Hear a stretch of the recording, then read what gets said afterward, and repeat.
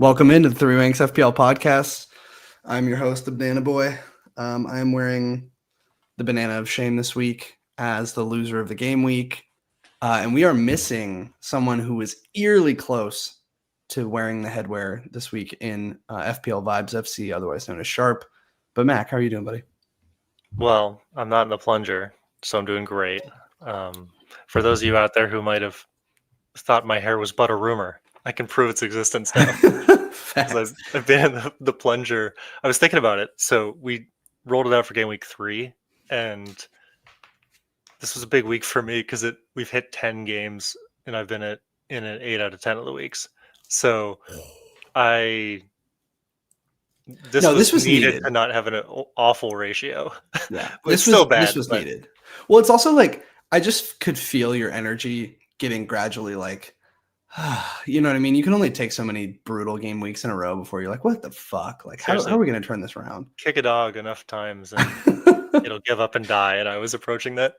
Yeah.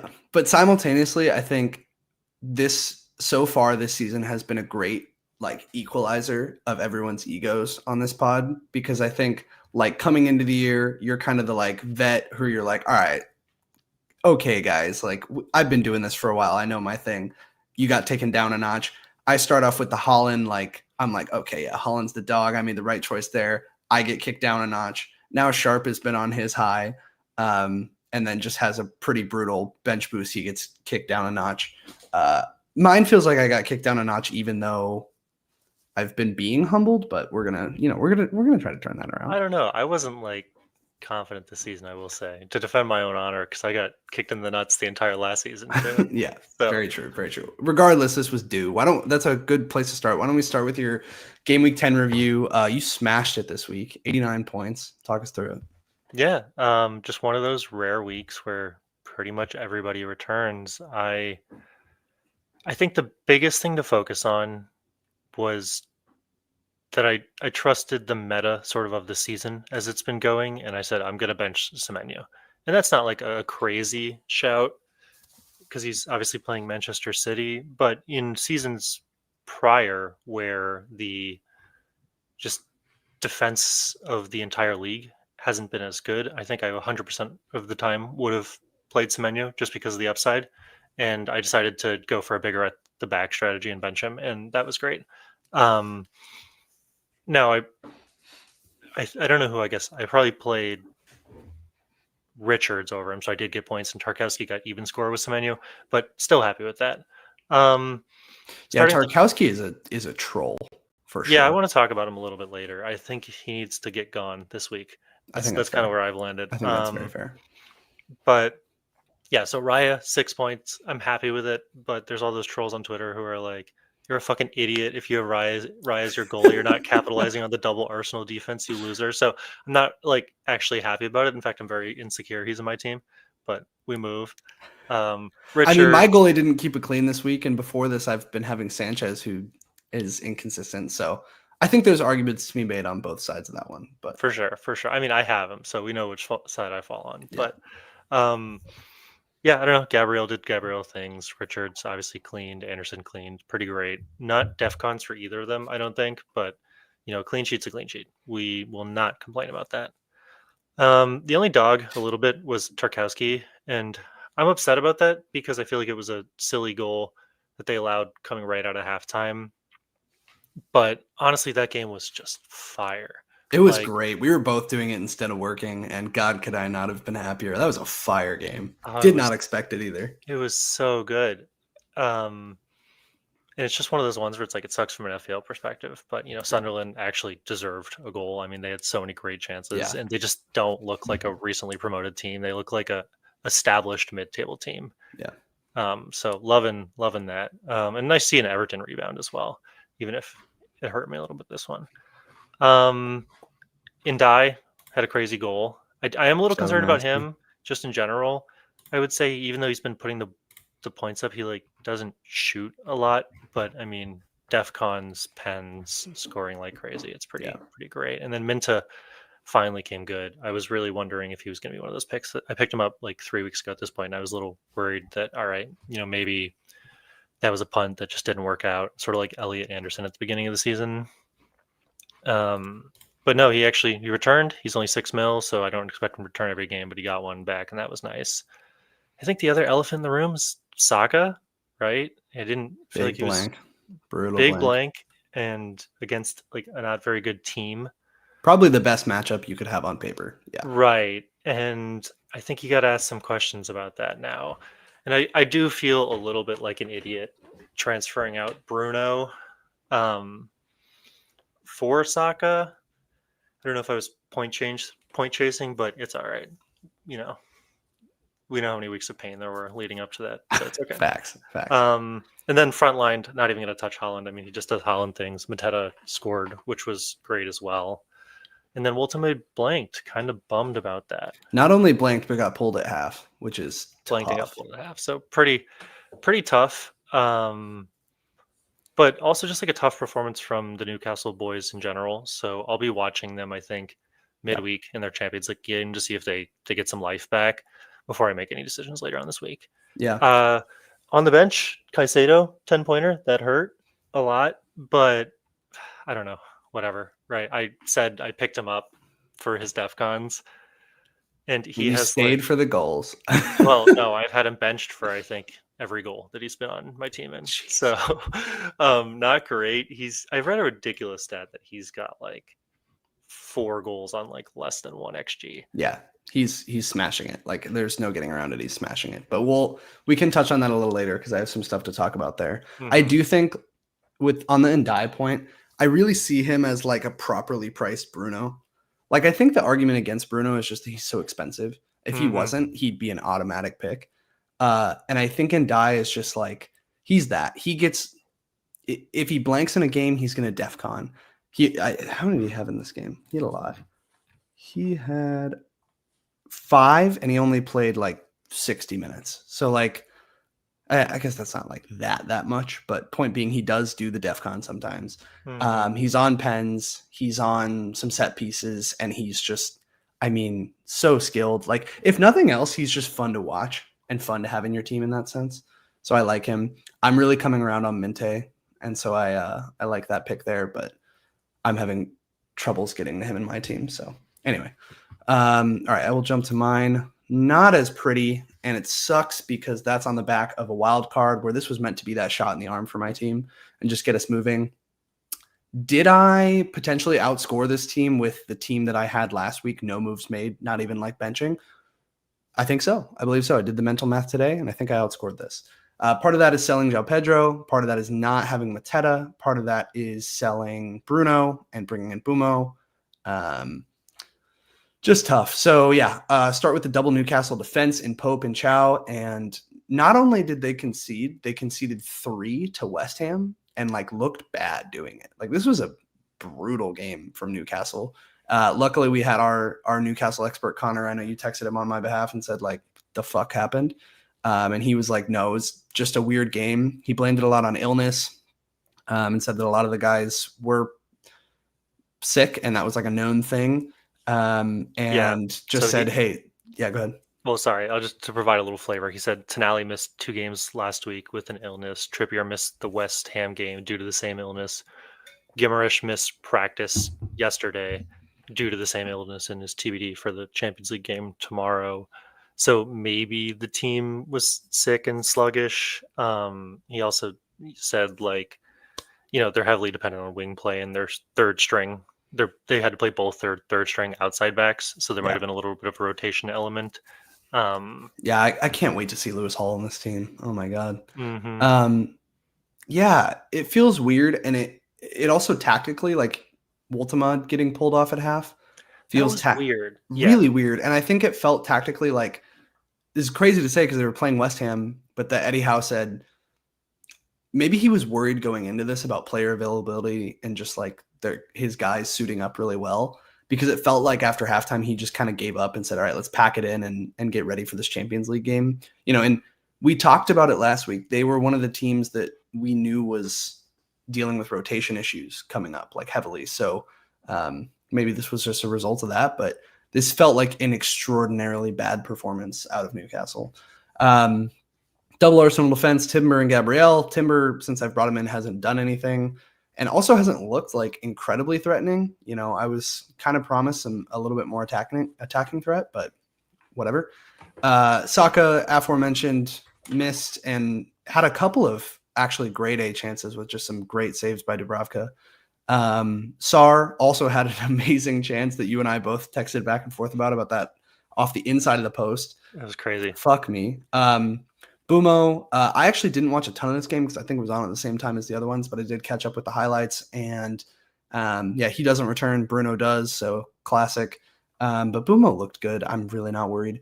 And Dai, yeah, just a sexy pick, but same thing, came off at just after half. This one was Moyes made some comments today that he went off. I think he requested to come off. Like he had some sort of a cramp is what Moyes said, but he was like, I'm done. Thiago blanked. Holland, Mr. Robot, that fucking Selly was so sick. Woltemad, yeah, covered. And then nothing of note on the bench. I still like, I'm the crazy guy in the back of the room that's just jerking off to Dewsbury Hall, but I think he's great value. And like every game I watch him, I know he's blanked a ton. So it comes with no FPL points so far, but you know, very few.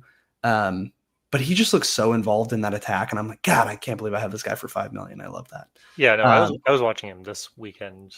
It was probably one of the first times I physically laid eyes on him, like as a player this season, and he's great. Actually, he's a good phenomenal, player. and he's on corners and set pieces and all this kind of stuff. Like, again, not somebody who I would want to start every week, but for 5 million, I'll take him. You said it earlier with Ndai, just feels appropriately priced. Yeah.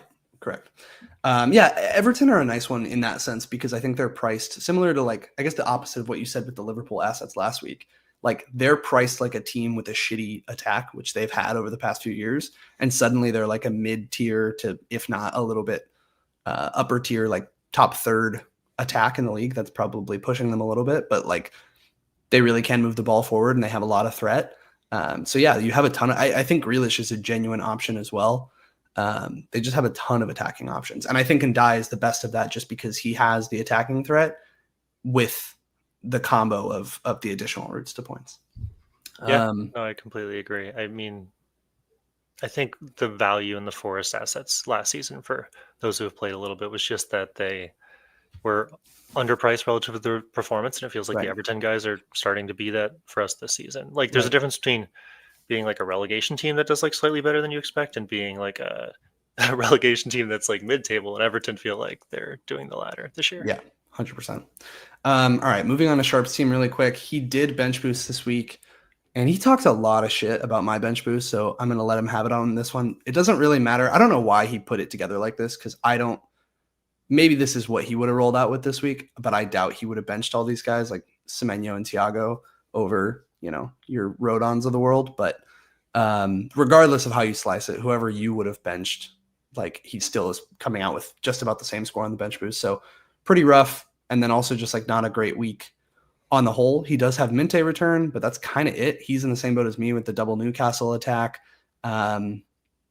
Yeah, not like it's honestly a pretty similar team to the one I had. And just Eze in the midfield instead. Same thing, 3-pointer for a clean sheet. So not a whole lot to note on that one. Yeah, what I will say about Sharp's game, besides the fact that he's a coward for not being here, is just that the beauty of this week for me was that my guys scored and your guys didn't, right? Right. But when I look at both of your teams, I don't feel like either of your teams are bad, you know, and that's sort of a distinguishing feature. Like I know you're in the banana and it's a little bit rough, but you know, Mbumo was involved in the game and just Bruno got the points. And like, you know, I mean, Eze was kind of involved in the game, same as Saka, but you know, Sar versus Mateta, another similar one. Yeah. Just one of those weeks, I guess.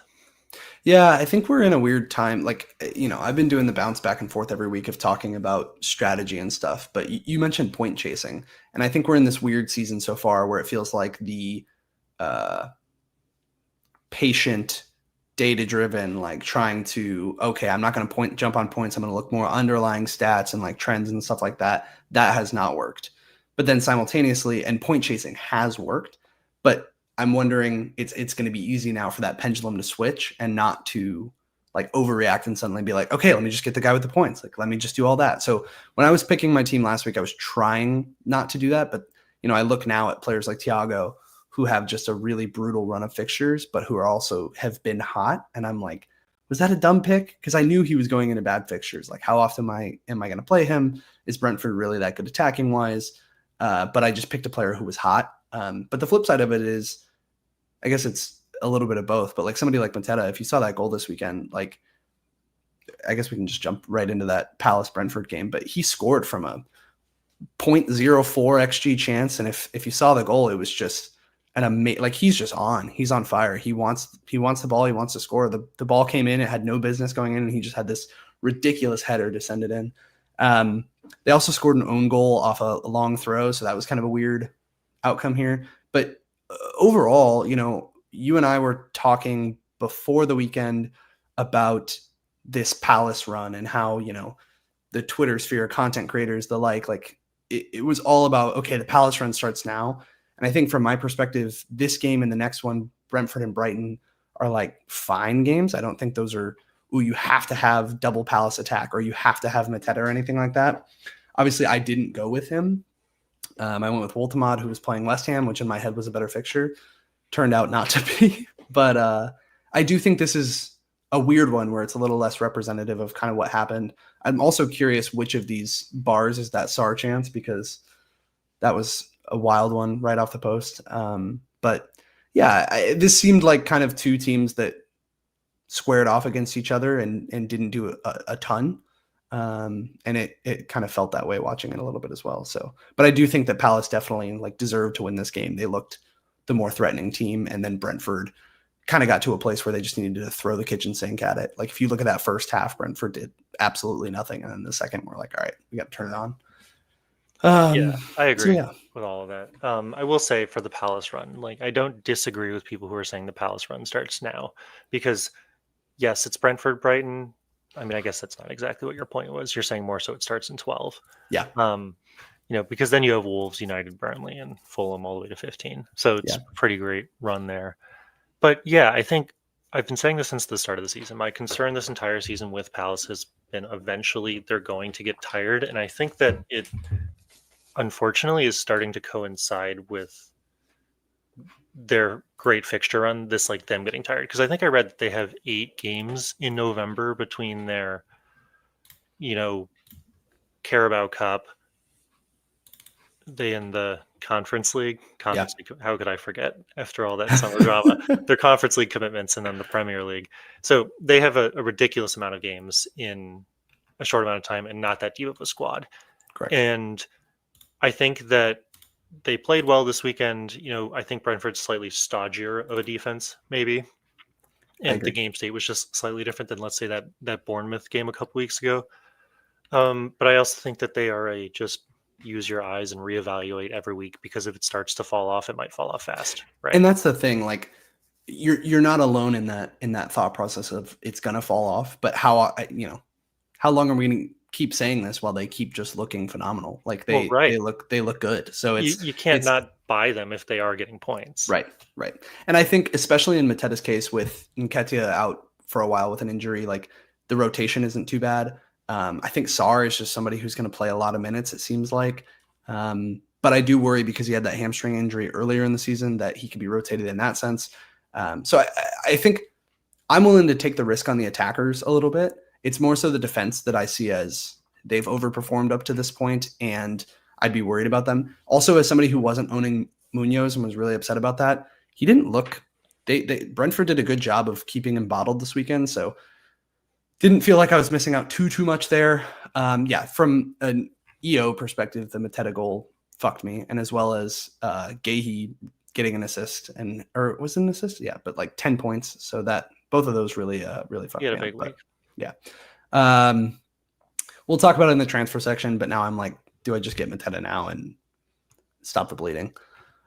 Let's see. Speaking of, we touched on. Well, I was going to say in terms of rotation. I think we touched on how Palace have these rotation issues in a lot of games coming up, but we've seen that actually happen more so from the Newcastle side of things.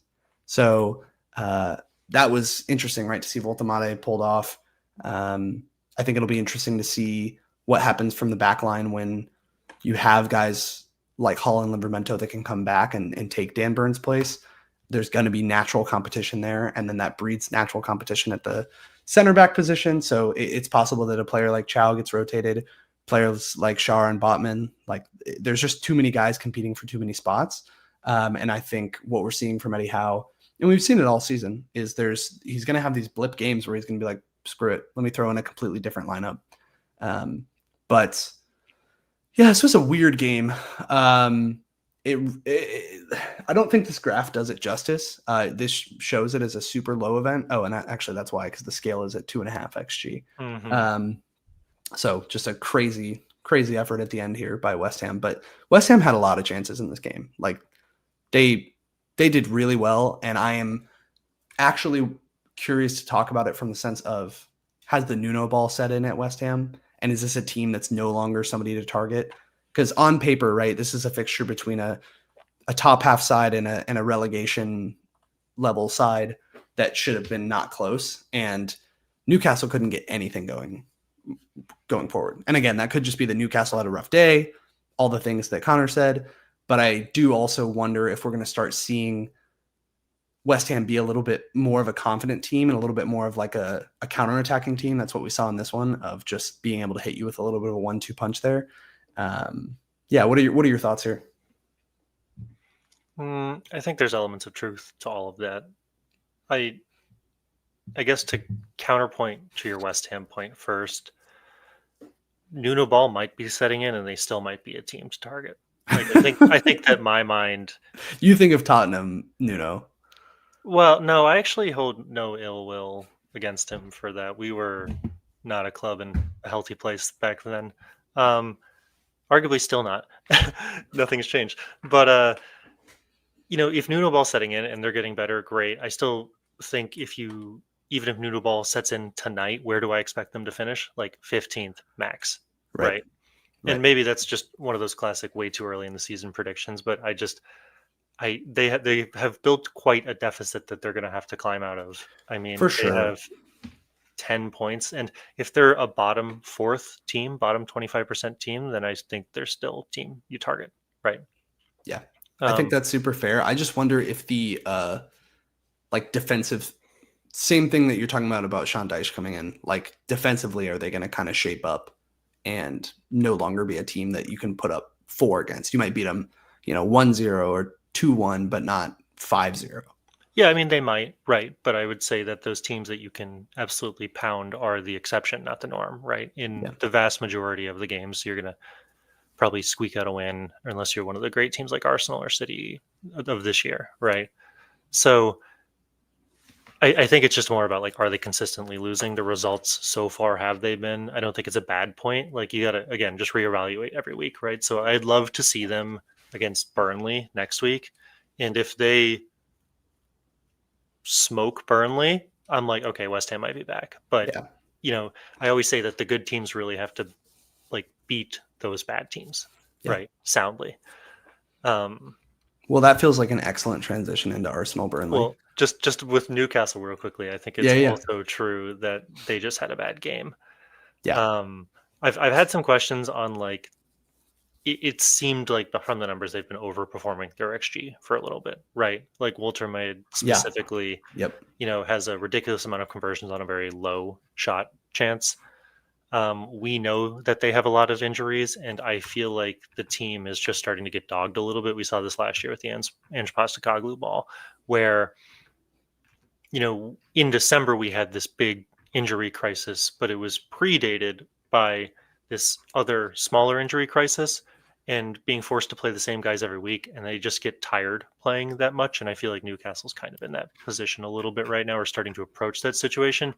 And I think on paper, when I saw the Newcastle lineup come out, I was like, he's clearly rotating against a bad West Ham team.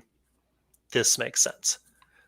And, you add in some of that flu stuff that may or may not have been a factor that Connor was telling us about. And I'm not giving up hope on them yet. I am glad that I didn't just jump on one of the Newcastle defenders last week, though. Yeah. I think, Sharp and I are both sitting here with double Newcastle defense. it puts us in a weird spot where it's like, okay, in theory, this is a good defense. In theory, this is a blip, but this is also 3 games in a row against teams that they probably should have cleaned against that they haven't, where you're sitting there, looking across the aisle at an Arsenal defender or, put in X defender who scored like a Mickey Van de Ven or like a DEFCON guy like Senesi, and you're like, fuck, do I make the transition? Or you just go down to a 4-0 and put that money in somewhere else. I mean, they're really injured too in defense. That's the other thing, right? They're Right. not playing their preferred guys. And so the early season numbers indicated that they were great, and then they got all the injuries, and now they might just be actually getting worse. Yeah. They have actually, though, underperformed their XG, just looking from an attacking perspective, which same with you. I would have thought they were overperforming. I definitely think Voltamade is an overperformer, but that is interesting to see. Oh, that is a good call out. I appreciate that. All right, jumping to Burnley Arsenal. So this one's frustrating because my whole reason for going with Saka is that I thought that this is just like, hey, not enough people are going to have Arsenal attackers in this game. And this feels like a game where Arsenal can really just beat the shit out of Burnley. And the thing is, they did. Like, that's the frustrating part. But the goals came from Gyökeres, who then went off injured, and Declan Rice. I don't know if this is a trend or if this is just how it feels after this one game. But it does feel like this has been kind of a consistent issue across the board this season. It's just that with a lot of teams, the distribution of output has been so spread, right? You think about your top teams outside of City, where it's all funneled through one guy, and that's pretty obvious. Arsenal, you don't know who's scoring. Chelsea, you certainly don't know who's scoring. Who am I missing? But like top side, Liverpool, you definitely don't know who's scoring. Like all those top sides that in the past you could pick a player and say, okay, well, they're the main man there. My thought process, obviously, going into this week was, hey, Saka's that main guy. Turns out, he had 2 huge chances. Again, I would love to see which of these bumps in the bar are from him, but just 2 point blank chances that don't go. But he's ultimately a 10 million player that you have in your midfield that you have to sit there and be like, fuck, do you want him? And on the flip side of this, I mean, look at Burnley here. Not that we expected them to do anything against Arsenal, but like, that is abysmal. They did nothing until the 70th minute. So it does really bring up, I don't know if this was serious or not, but you texted immediately after the game being like, I might just go triple defense. And I think like we really need to start, not that we haven't been talking about it, but like genuinely considering, are we behind the 8 ball if we don't go triple defense? Because they are just that good. The problem, obviously, what I mentioned in this wild card is their fixtures start to get a little harder. Are they hard for Arsenal defensively? Who's to say? But they do start to get harder. Yeah, it's I think you brought up an astute point where you're just saying on the whole, the goals have been spread this season, and it's making me question the value of the premium assets, because I was saying that a week or two ago, the teams that are winning, or the assets that are doing well are scoring 1 goal a week, or maybe getting 1 assist a week, as compared to previous years where Salah would get like a hat trick in the same week that Haaland would get a hat trick, and the same week that Cole Palmer would go off for a brace, and you just had this plethora of goals, and the data backs that. I don't think it's a surprise to anybody that the goals are down this year, et cetera, et cetera. And if the premiums cost so much money but are not going to generate that outsized output relative to their price, I'm starting to think that maybe the premiums just aren't worth it this year, and we'd be better off capitalizing on a lot of those might hit this week, might not guys. Because, Saka had a couple great chances, and it's not fair to say he wasn't involved in the game. But for Saka's price, I would have wanted, against arguably one of the worst 2 teams in the league, I would have wanted to have like 3. Yeah. No, this is his best matchup. Like, not to get any return is pretty criminal. Yeah. Yeah. So I'm a little concerned about that generally. And like, even if Declan Rice is maybe less consistent or has less access to points, is it better trading a Saka for like a Rice and Mbumo? Because I don't have any United assets right now. Is it better trading a Saka for a triple Arsenal defender and, again, Mbumo? Like, maybe, I don't know. And I think similarly, the problem is like, I totally agree with you on the premium sucking ass, but it's like, you're also sitting here, right? In my team, I have Bumo and Dai, you have Minte, like all the whatever. Pick your poison of your mid-priced midfielder or forward. And it feels like the week that you don't have that guy, the other one scores. And I mean that to say that because of the distribution of output, it's not only that what you're saying is true.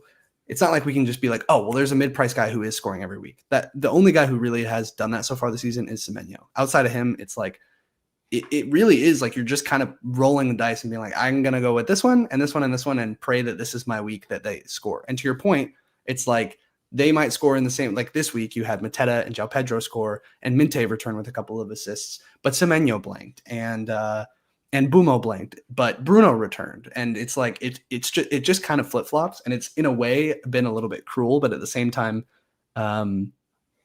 just hard because it's hard to predict because you don't have those ultra premiums that you can rely on and say, okay, they're on pens. They're the main guy there. They're like doing set pieces. They are like the premium guy that's going to be involved. Even like a Chris Wood of last season, somebody who's just like, lock it in. Like he's going to score. If you see that they scored, you know who that is on their team. I don't think there's any team outside City that feels that way so far this season. No, there really isn't. It's a tricky sort of situation to be in. And if this is what I was sort of getting to with the pep talk earlier, but if you looked at our teams, yours, mine, and Sharp's, we have all of the same players from the same teams. It's just we have different players, and this week mine hit and yours didn't. Right. And that's the only difference because it's very slight. Yeah. If a Bumo scores and Sar scores and Mateta doesn't and Minta doesn't, all of a sudden I'm wearing the plunger and I'm down 20 Right. So tough week. It's been tough. And I think this is a good like breaking point in between some of these games to talk about that point specifically. Do you happen to know, like, let me get the actual stats, but do you happen to know of the top 20 FPL point scorers? Let's do it this way. Yeah. Like how many of those are defenders, would you say? I like this game thing you've been doing recently. Yeah. I like trying to figure this out.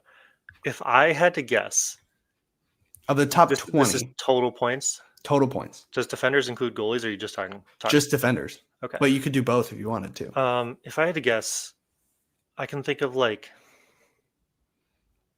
6 forwards who probably would have outscored the defenders. So I'm going to say that there were 12 defenders.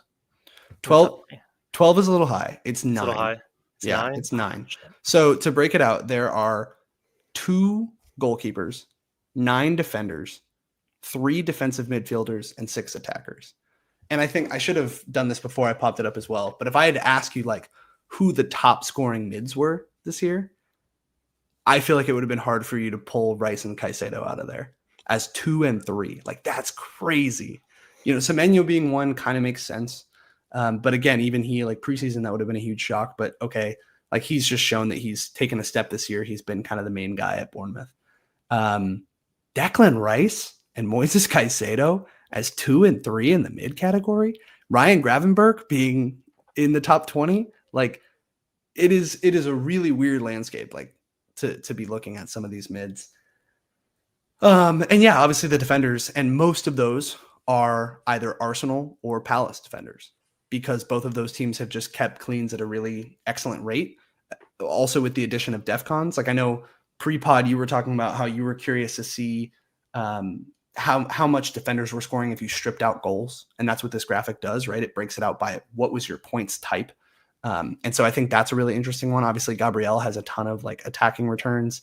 But even without that, I think he'd be really high up there. Calafiore and Timber both have attacking returns, and they're also on just that great defense. Gahey has some ridiculous attacking returns, but it is interesting. Some of the players who are on here, like Mickey Van de Ven is number 9, right? So part of this is, look, 10 games we've played is still on the whole, from like a data perspective, a relatively small sample size to look at, but it's been odd. If you try to break it down in some of these, I'm trying to figure out, like, part of me wants to say, okay, fuck this. Defensive midfielders are not going to be the guy. Like a Declan Rice and a Moises Caicedo are not going to be those guys that are returning all the time, right? Gravenberch is not going to be the guy who's returning all the time at Liverpool. And I know even Sharp mentioned Szoboszlai, and I think that's another interesting one. But also, we've been seeing like a completely different style of games being played here with like just genuinely more direct attacks and like really trying to go about it that way, which have seen both clean sheets and DEFCONs, big numbers bump from last year. And I'm wondering if maybe that is having like a programmatic or like a systemic effect on your defensive mids coming in. Like someone like a Caicedo, we're sitting here coming here and being like, oh my God, he's overperforming like crazy. It's so funny. But maybe it's just that, okay, he has no Palmer and they're going direct and, you know, losing the ball or like getting crazy ricochets or something in the final third, and he's the cleanup guy. And same with the Declan Rice, right? I think Rice is a little different because he has like corners and what have you. Yeah, but I think maybe Rice is coming from set pieces predominantly. Yeah. But point being, like those kind of players and like a Gravenberg, like those players are maybe cleaning up more of these like failed attacks go forward and are scoring those. That's a off the dome piece, Luke piece of analysis that really shouldn't be taken too heavily. But I just mean in the sense of it is interesting that multiple of these defensive mids are performing at the level they are. Like that's what's wild to me is that if it was just one of them, you'd be like, all right. But Declan Rice, Moises Caicedo, and Gravenberg, like that's wild to me. And it also just shows the underperformance of some of the top attackers in the game this season, in theory, like in terms of price when you came into it. You know, how many of these are premium forwards or premium mids? You see Salah all the way down there, but you also don't see players like Gyökeres or like Bowen or Watkins, like guys that in the past have been really good. Yeah, no, I liked every point you said there. You should pat yourself on the back for that one. This is an excellent graphic. I'm looking at this live for the first time. Luke mentioned he had it, but I hadn't seen it yet. And what I think it does a good job of is illustrating how good of a year or how weird of a year this is. Yeah. And like how good of a year it is for a certain type of player. You know, like if we break it down by positional group, like if you look at Haaland, what is his biggest point category? Well, obviously it's goals, right? You know, he has 20 points from appearances because he plays every game, 23 points from bonuses because he scores a lot, and then 52 points from goals, right? He's a forward. It's a little simple. Right. But then you jump to like second highest point scorer in the game. And what's really weird about this is, you know, he's a defender, and historically like clean sheets are always the biggest factor for defenders, and then you're targeting a fullback because they get a lot of goals. Yep. But this year his second highest point category outside of just appearances, and so I guess his third highest point category is just like goals and assists, right? Yeah. And then you drop down to a Timber, and his point categories are coming from goals and assists. And you look at a Guehi, and his big point drivers aside from clean sheets are just goals and assists, and they're all like, well, I mean, Timber's a right back, but Arsenal kind of play like a 4 center back system almost. It's a little weird. They're all just like not these attacking fullbacks like they used to be. And it feels like it's all driven by set pieces. And then it's the same thing with all these mids, right? All of their points are not coming from DEFCONs like you would have expected. Like, I don't think that they're all like here because they're getting a ton of DEFCONs, although some of them index high in that. But it's a lot. Like Caicedo has 58 points. 19 points from appearances and 15 points from goals. Rice has 22 points from goals and assists, which actually is more points than he has from appearances. So you can draw some like macro trends, and it's just super weird how much these defenders and CDMs are scoring this year. I think the set piece call out is a really good one of just the long throw, for example. Like that's a really easy, obvious one that's come out of it. And I wonder if you think of how a long throw works, right? You pack your forwards and your attacking mids into the box, and then you have a couple of guys outside of the box who kind of clean up the rebounds. And those are your players like your Caicedos and your Rices. Like that is a defensive mid who's going to be doing that. You know, the ball bounces around, it hits some heads, and then suddenly one of them just rips it off the volley and puts it in the top corner. And like that is how we've seen some of those Caicedo goals come to be. We've also though seen him just be good in open play, so I think maybe he's a unique one. I don't know. It's really hard for me to strip this apart and look at it like, okay, is this just like a weird is this repeatable is really what I'm trying to pull out of it, right? And I think it's super tricky because like Gravenberch's goals, like the ones that I can think of, I feel like I've watched a lot of Liverpool ball, are exactly what I just described. Like a lot of like cleanup recoveries and stuff like that. And, balls coming to the top of the box and him just ripping it. So yeah, it's tough. Like, because you look at players on this who I would think of as someone who's repeatable. Obviously, they're in my team, so I'm biased. But like Bumo and Ndai, where I'm like, those are players that are like attacking and who I would expect to be returning well. Some of the defenders, I think what you said about the attacking portion being some of it, like I think Gahey has just been like threatening. He is not obviously to like a Gabriel's level programmatically, but he has just been getting into attacking positions in the box. And then you combo that with they do have a good amount of points from clean sheets. 16 points from clean sheets is kind of a lot. And then you have that this Arsenal defense is performing at such a ridiculous level. Like it doesn't really matter unless you're a dumbass and pick Saliba like me, which Arsenal defender you pick, because they're all just crushing it. And to the point of the whole like Raya, no Raya thing, I think there's points on both ends of it, because on the one hand, you look at a graphic like this and you're like, why the fuck do I have Raya? Like, why don't I get these defenders who are outscoring him consistently? Like, just if you're going to do that, if you're going to get 3 Arsenal defense, get the 3 who have outlets to attacking points, outlets to defcons, all that stuff. And like, that's how I lean and why I don't have him. But at the same time, look at Raya as a goalkeeper. Like Sunderland have just had a great run and they've done really well. But if you look at their run from now on, you're not going to be getting Royfs or however you say that. Raya's getting 6 points every week. Like there's nothing wrong with getting that keeper. And it's not like he's dramatically that much more expensive than a Sanchez or a Pope, which is probably the other place you're going to go. I think the Royfs versus Raya thing on this graph is interesting, right? You can see Raya has 28 points from clean sheets versus Roofs has 16, and then Roofs has 10 from saves. Yeah. And Raya has 2 from saves, and that's why they are 2 points apart, right? Yeah. And so it's just a complete difference in style. And I think if you really want to like metagame the goalies, then you would look for like a Roofs and some other high save goalie and like switch them out every week, and maybe that's smarter. But I think Arsenal have kind of broken this graphic. And like, if you look at this week, I mean, again, this is based on market odds or whatever, so this could always be wrong, but 50% clean sheet odds is fucking insane. Like that's so high. And they've just continued to keep clean sheets. And not only that, but like pretty easily. In this Burnley game, there was a free kick at the end of the game that went off the bar, and that was the closest that it came. And that's a set piece, and hey, whatever.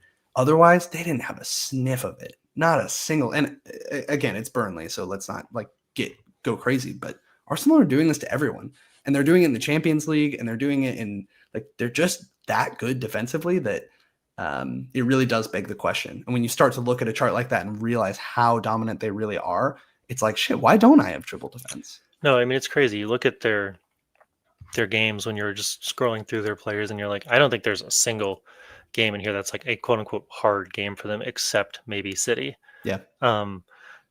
Going back to the other graphic for a second, the only last thing I wanted to say, and I feel like I could stare at this for hours. So I know Sharp's going to be like, holy fuck.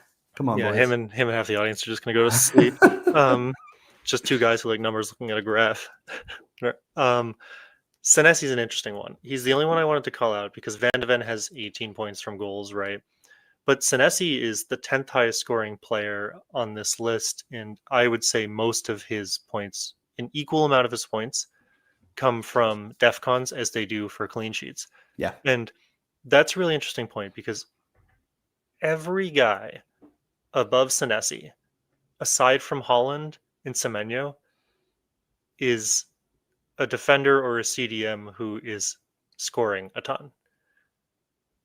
And I'm sort of stuck on this like hinge of like, how sustainable is this? The question I have is this just the way that the season's going to be and Gabriel is just going to score every week and it just is? Or if these guys fall off and you start stripping out their goals and then they're not defconning, like Senesi, it's not really fair to say take away all of their goals and Senesi's better than them.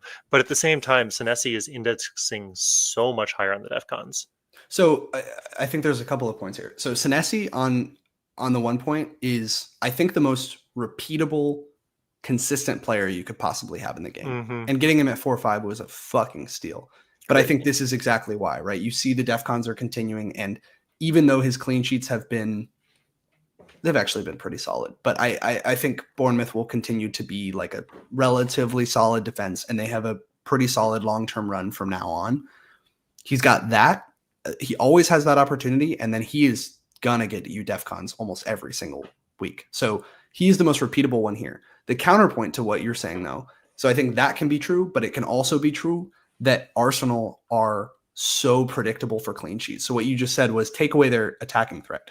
Okay, take away points Gabriel has gotten from goals and assists. He has 70, or he'll have 68 points, I mean. So he would be in third place here. It'd go Haaland, Semenyo, and then him. That's just with clean sheets and bonus and DEFCONs. So like that is how valuable a clean sheet is. If you can really look at a team like Arsenal and say they are getting clean sheets this consistently, that's a cheat code. That's an absolute cheat code. And so like that is like the triple defense argument. So for me personally, right? So I have 2 Arsenal defenders in Saka. My plan for when wildcarding was to ultimately get rid of Saka in a couple weeks. And I think that was a little bit of a failing from my perspective, because while I was like, I don't want to go triple Arsenal defense, it feels like a lot, and they have some like relatively difficult fixtures coming up. I need triple Arsenal. This team is going to win the league. Like, what am I doing not having triple Arsenal? I'm not saying I want to keep Saka long term. I'm just saying I need plans to get a third one in.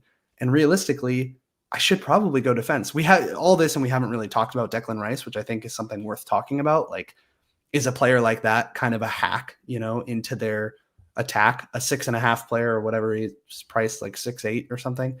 And, he's returning with attacking threat, with some DEFCONs, with clean sheet points. He has a ton of routes to points.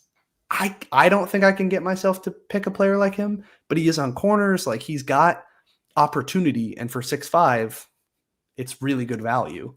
I just think at that point, if I'm going him, I probably would just go a third defender personally, but yeah, I don't know. I've been thinking about that a little bit too. On the Senesi thing, I think you just have to strip the Arsenal guys out because they're freaks this year. I mean, I said last week, like, let's not blow them too much because goals are just down. But I mean, they are just, on a performance level, just performing at crazy levels above everyone else. So there's undeniably like something going on there. Something's cooking. With the Rice thing, I don't know which side of the fence I've landed on yet, but the 2 sort of arguments as I've seen them are: 1, you should just go to the defender because they get the clean sheets and the DEFCONs, and right. They're scoring like crazy. But my other point is, over the season, is Rice going to sort of accumulate more points just because almost every time someone takes one of those crosses or those free kicks, he's the guy delivering it. So it doesn't matter if it lands on Gabriel or Timber or Calafiori. You kind of, in my mind, it might be better to have the guy, if you have 3 options who can put it away, but only one guy's delivering it, does it make more sense to have the guy who's delivering it?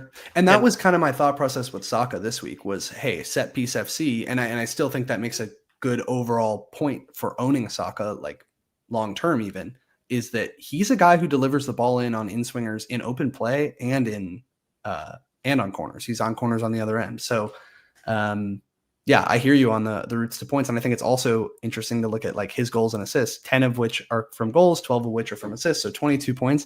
That's Mbumo has 23 from open play, like from goals and assists. Joao Pedro has 21. Salah has 26. And Dai has 23. Like, he's so far scored at the rate of any open play attacker that you like, save Haaland and Semenyo. Yeah, and what's interesting is I saw a ranking today that some guy on Twitter, who I wish I could shout out, updates weekly, and he was saying, and for a couple weeks now, I mean, it's been most of the season, Arsenal have the lowest percentage in the entire league of goals, of their own goals scored from open play, right?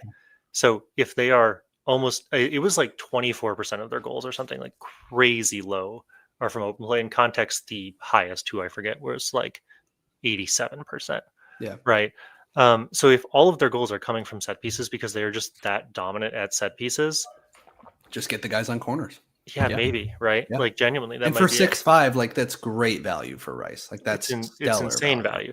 The question really becomes, it's like, what are the most valuable 3, right?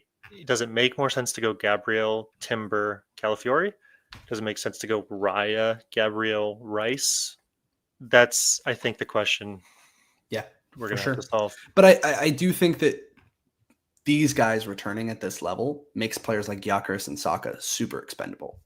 Like, if you can get triple of what everyone wants, right? This team that is doing damage at such a great level, why not get the cheap ones, right? And then spend your money elsewhere on teams, like on players from teams that you need that budget for. So, like Liverpool, that's probably a bad example, but you know what I mean, like of higher price players.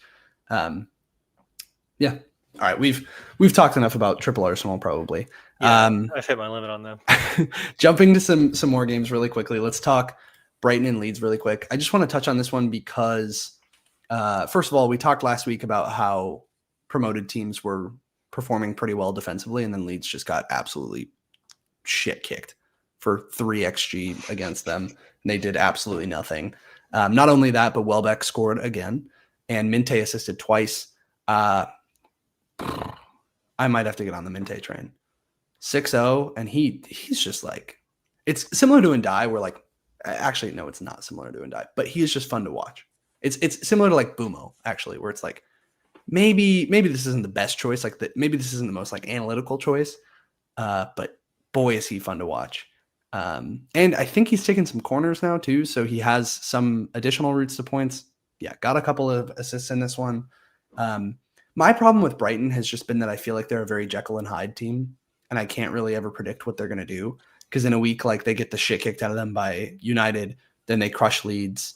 Like, I don't know who they are, and it seems like their lineups are also a little bit unpredictable. But in recent weeks, you've seen a player like Minte play every week, and you're starting to see Welbeck just take over that spot at forward and keep it. Those two guys are both probably on offer. I know Gomez scored twice here, but he has incredibly inconsistent minutes, so I don't unfortunately think he's an option. I know you have Minte, so you're probably biased to be like, yeah, he's sick. But does Welbeck interest you at all? Do you think Minte's a long-term guy for you? I don't know. The problem with the mid-priced guys is when they start popping off, my feelings are always just mid on them. Like, I was like, oh, great, you're popping off, but you're performing like a 6 mil player as expected. Like, good for you, but it's probably not going to be that consistent. Like a Joao Pedro of last season, where he would go on these runs and pop off, and then he wouldn't. Right, so it's like tricky. Yeah, and I just don't think Brighton in general have shown to be this incredible attack. So it puts you in a place of like, I don't need to get that guy. I think just for 6-0, that's where it's more so like, in my position, I'm sitting there being like, I could downgrade somebody who I have at 6-5 to him and use that money elsewhere. So it's an option. But, so I don't mind having Minta for that reason, right? And I wouldn't mind having Welbeck for that reason as well. Like, maybe you should have gone Welbeck over Thiago, not to rub salt in the wound there. But yeah, I don't know. It's interesting. Between Minta and Welbeck, though, they're kind of putting up points every game, which is interesting. The last few games for sure, but yeah, they have been. Yeah, I don't know if you necessarily need to hop on it right now though, because the next two games are Crystal Palace, Brentford, and then Forest, and then Villa. So like the next gate 4 for them are almost like tricky, but then in 15 a Minto or Welbeck could just be a great rotation option, because every other week they have a great game. It's like West Ham, Liverpool, Sunderland, Arsenal, West Ham, Burnley. So not guys I mind playing for the occasional fixture, not guys I'm convinced that I need. No, I'm glad you said that, because I was tinkering with my team and looking at bringing in a Minta and was like, well, if I don't bring him in now, I feel like I could talk myself out of bringing him in every week until like you said, 15.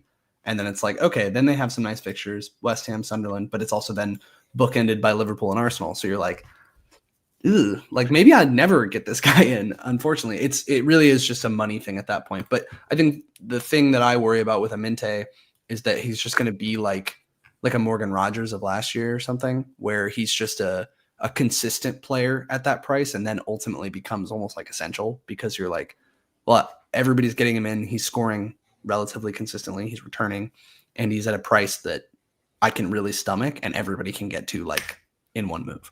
Yeah, exactly. Right. I that's one of the reasons I have him almost. It's just because he's doing what someone at I expected his price does, and so he is an unlock to. We've been talking about all season how we felt like there's been a complete lack of options sub Semenyo, basically like Right. sub 7.5.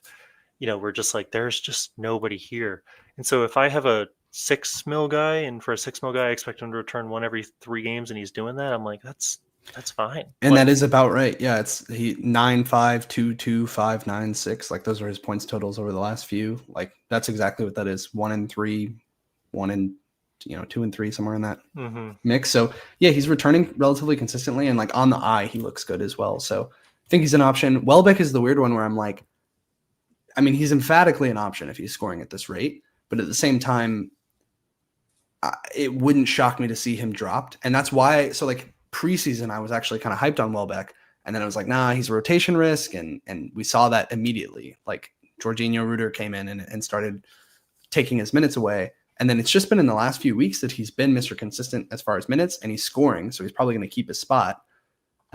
Yeah, I find him tricky. And to your point, like, yeah, I probably should have gone him over Thiago because their fixtures are better. And obviously, hindsight bias, he scored. But my thought process on the Thiago one was that's a guy that is gonna for sure play all the minutes. I don't think I'm not going to beat myself up too much, but no, Welbeck's an interesting one. Thiago has more points over the season, right? So, maybe Thiago isn't peaking as high, but he's still getting points. Still put up 2 against United, 8 points against West Ham, 5 against Liverpool. So, I think with those mid-price guys, there's always going to be an element of grass is greener, and you just kind of got to hope that you get lucky with them. What I will say, last thing about Brighton, is just that, like, they're a team that loves to get forward, right? They like to run at players. They like to just go, go, go, go, go. Increase your value so we can sell you for triple the money to Chelsea next year. Right. As well as our entire coaching staff. That's like Brighton's thing. Right.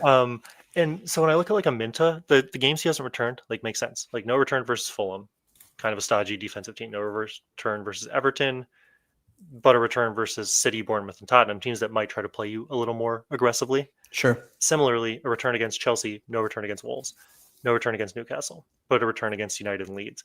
And in my mind, 100% of those make sense because it's, Brighton wants to run at you. If you are willing to play them the way they want to play you, they're really good at getting behind. If you're just going to sit down and sit back, they might not be as good. So what I want to watch with these Brighton guys is how good are they against like a Burnley or a West Ham, because those might be easy fixtures on paper. Sure. But if they can't break down a low block, that's a problem, right? Well, so you might be expecting a return from them when you play them versus West Ham, but then West Ham parked the bus and they can't get through. Sure. I would think this Leeds game is that, though, of the park the bus, right? Like, this is a team that sat on their laurels a little bit and they just kind of crushed. But all this is making me think, so Brighton played Palace last week. You want to talk about a team that's willing to engage in a basketball match with you? That's Palace. So now I'm like, fuck, I need to get all the players from these teams in. So I might actually. Well, that's also not like a perfect science by any means, because like you said, sure. Leeds is maybe a little stodgier, and like Welbeck put up 2 against Newcastle, and ultimately they won that.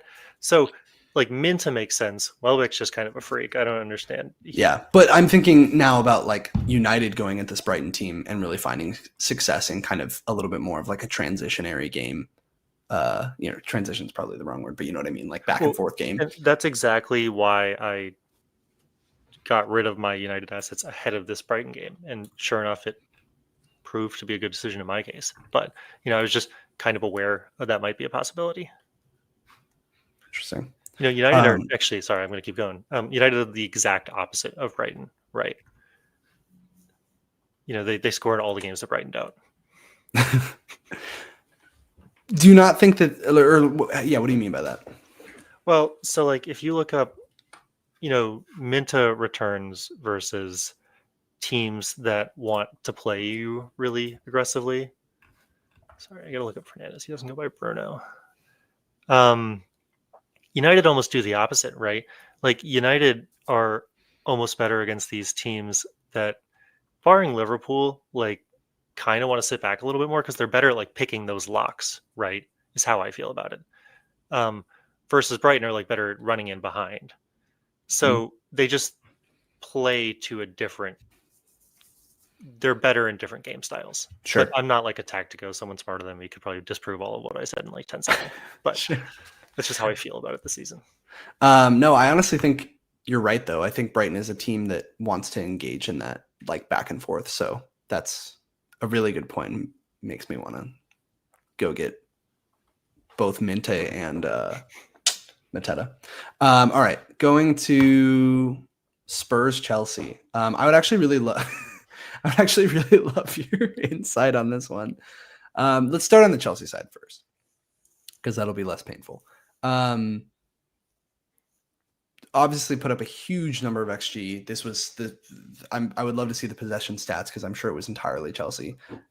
This just felt like a game that they were all over it, and everyone was getting chances, right? So you have players like Caicedo getting chances. You have players like Joao Pedro getting chances. You have players like Enzo Fernandez getting chances. But it did further kind of underscore to me what we've talked about mostly last week, which was like, where in this team are the goals coming from? In this one, you have Joao Pedro shoot point blank at the goalie like 4 times. He easily should have hauled way more than he did. Should have had 4. He should have had 4.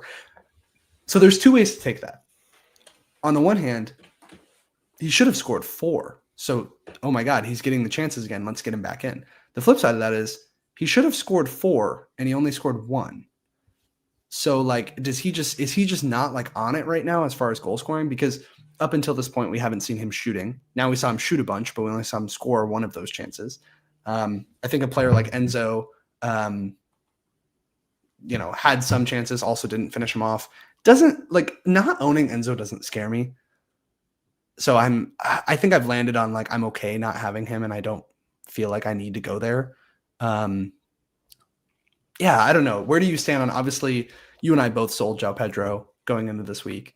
He obviously returns. Are you having any second thoughts on that? He's about to go into Wolves and Burnley. Like, do you feel like maybe that's a player that you do want to get in? I mean, am I having second thoughts? It would be untruthful to say I'm not. But like, especially because to answer your earlier question, does Joao Pedro just suck at shooting? No, I actually think it's the opposite. Vicario played out of his that is true. mind. That is true. It was such a good game. He's also like on a more macro level been performing amazingly for like the past like 4 or 5 games. There was like this subsection of Tottenham Twitter who started to be like, Vicario's the problem. He's a bad goalie. And I was like, you guys are fucking idiots. And I'd like to say I was right. Thank you, idiots. But in this game specifically, he got like an 8.9. He was the highest rated player on Tottenham's team. I mean, he's an amazing shot stopper. That's always been like his thing. And I just think that Joao Pedro kind of ran up against a great shot stopper who's also playing really well, right? I think if it was against a slightly lesser goalie or even just a Vicario who wasn't quite on his day, I think he actually could have converted those 4. So am I having second thoughts about transferring out Joao Pedro? Yes, I am, especially with the Wolves and Burnley. What I'm not entirely sure of was how much of this is just Tottenham being truly ass right now, right? And how much of this is, Joao Pedro like returning to form, because we've seen Joao Pedro do nothing against Sunderland, Forest, Liverpool, Brighton, Man United in a row, right? He hasn't had a return since Gameweek 4, right? And Tottenham put up 1 shot on target and had their lowest XG since it's been recorded. So, Tottenham's whole problem is they just can't progress the ball upfield. They have a lot of injuries. They're not doing any forward moves, and it kind of panned out that way. And so Chelsea had a lot of the ball. They got a lot of shots. I'm not sure that this is like signaling the return of Joao Pedro. The only problem with that is that like, if you think about how the teams play that they're playing next in Wolves and Burnley, I think it's going to be a similar game state. So it seems like they figured out how to get him the ball finally. Right. Yeah. It's just a tough one because, I think there are goals on offer in both those games. And we've been saying that going into these fixtures. That's the whole thing. But it's just a question of, do we know where they're coming from? And to your point, they showed in this game that they wanted to get Joao Pedro the ball. He had a lot of opportunities. A couple of those were from like turnovers out of the back from Tottenham perspective. Mm-hmm. But yeah, I find myself in a sticky position as well, where I'm sitting here being like, I could just go to Joao Pedro for a week or two, go back. Why not? Yeah. Give it a go. Well, I don't know. Tottenham just played badly. Like, they gave up the ball to Chelsea a lot in dangerous positions. Like, it's really tough to judge this Chelsea performance because they did the things they should have. And they still only scored one goal. Yeah, it could have been 5-0 very easily, like we discussed. But it's just like, God, Tottenham were awful. So I think that's the other way I want to take this, and not to rub salt in any wounds, but like, I'm thinking about this personally because I have Saka, as I've mentioned, right? And he's about to play Sunderland, but then the week after plays Tottenham. And originally that's when I was like, all right, I'll sell him for that. But now I'm like, shit, maybe I should keep him. Like, how much of this was this just a stinker, kind of like what we were talking about with Newcastle? Or is this just like there have been cracks in this Tottenham team and this was a game where they showed up?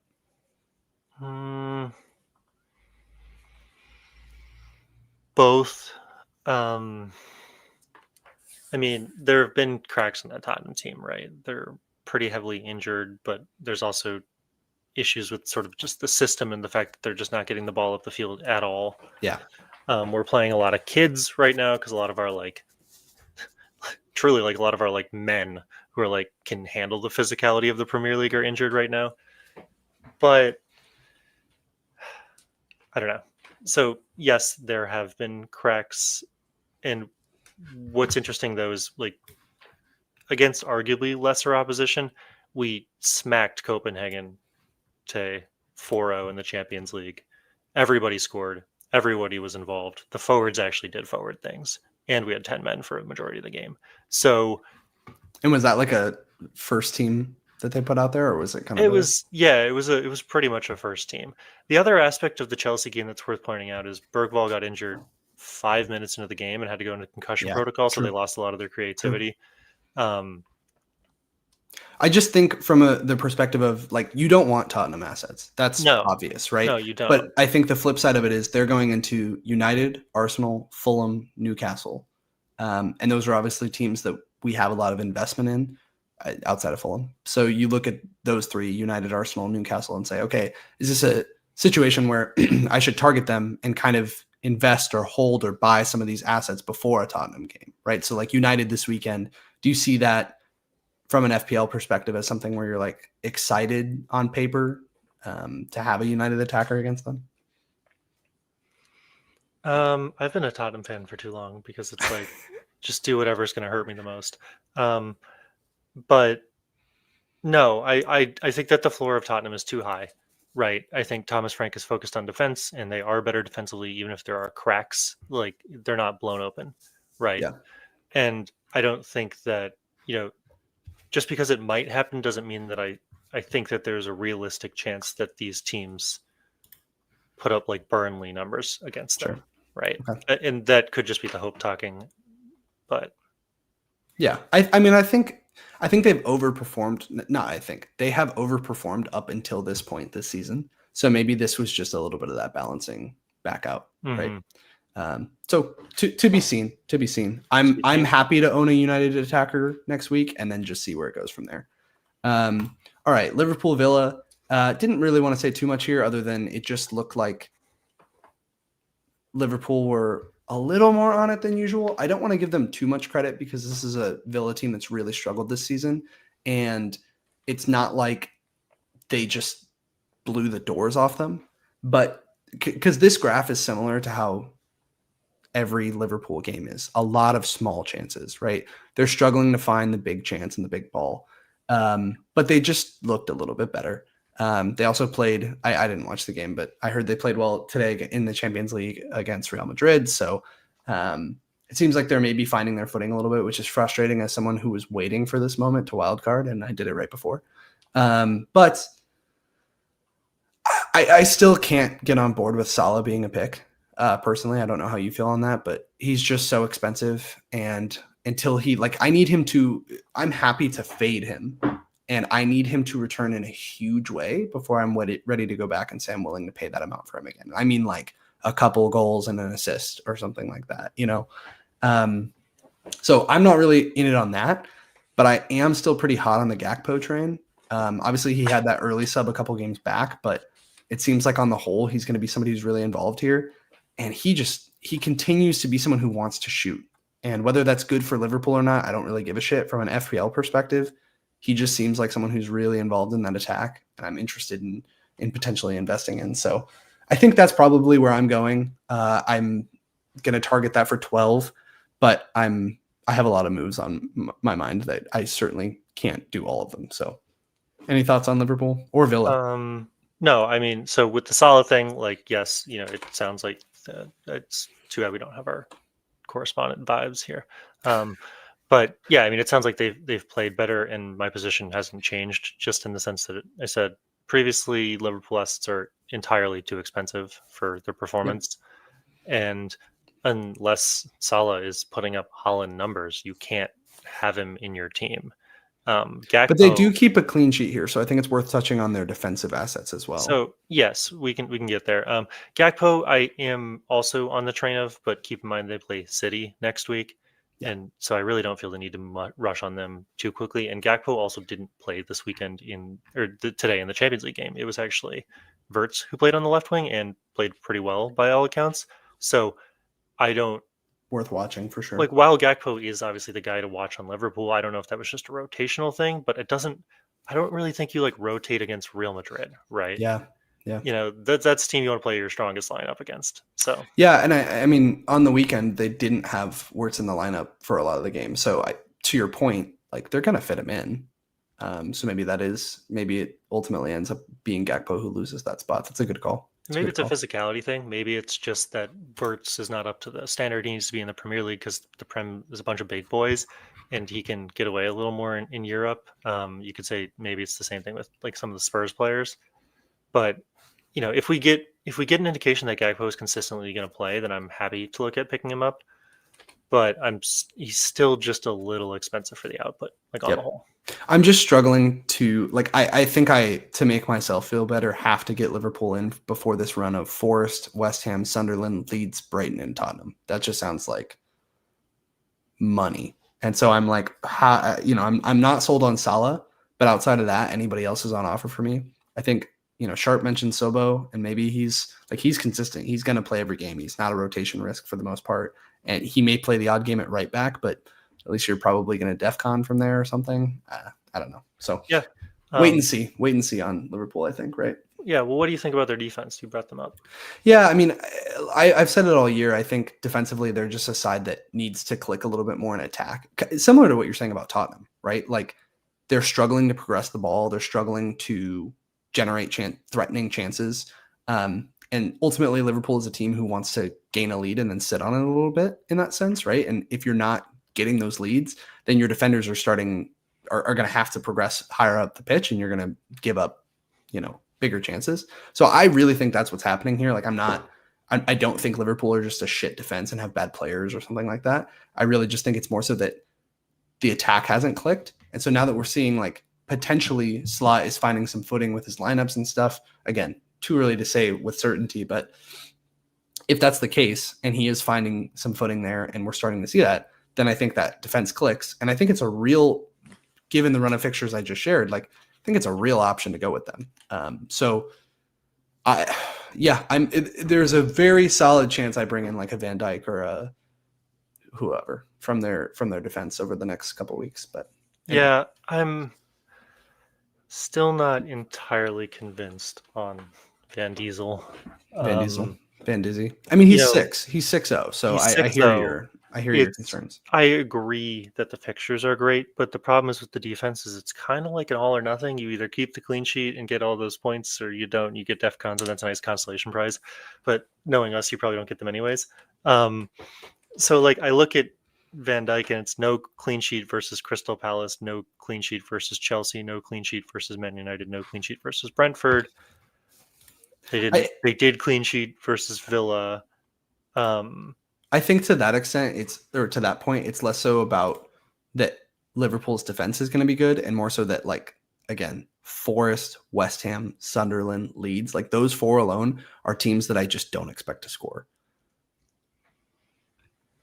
If anybody had those fixtures, I'd be like, no, I want their defense. Even if it was like Brighton defense, I'd be like, shit, I want their defense. It's good to hash this out because we do need to watch them. Even if they've been shit, that doesn't mean they're going to continue to be shit. And I've said I expect them to put it together. They're going to turn it around at some point. It's just a question. Yep. It's really, I think, for me, going to be like, how do they play against City this week? Because, they beat Madrid, which is good. They beat Villa, but you kind of expect them to beat Villa.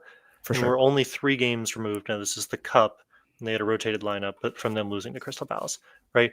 So as long as I can see like some sort of consistency, and 3-4 games in a row, and maybe they just needed the kick in the ass, then I'm willing to jump on them in 12. I certainly do not feel the need to jump on them this week.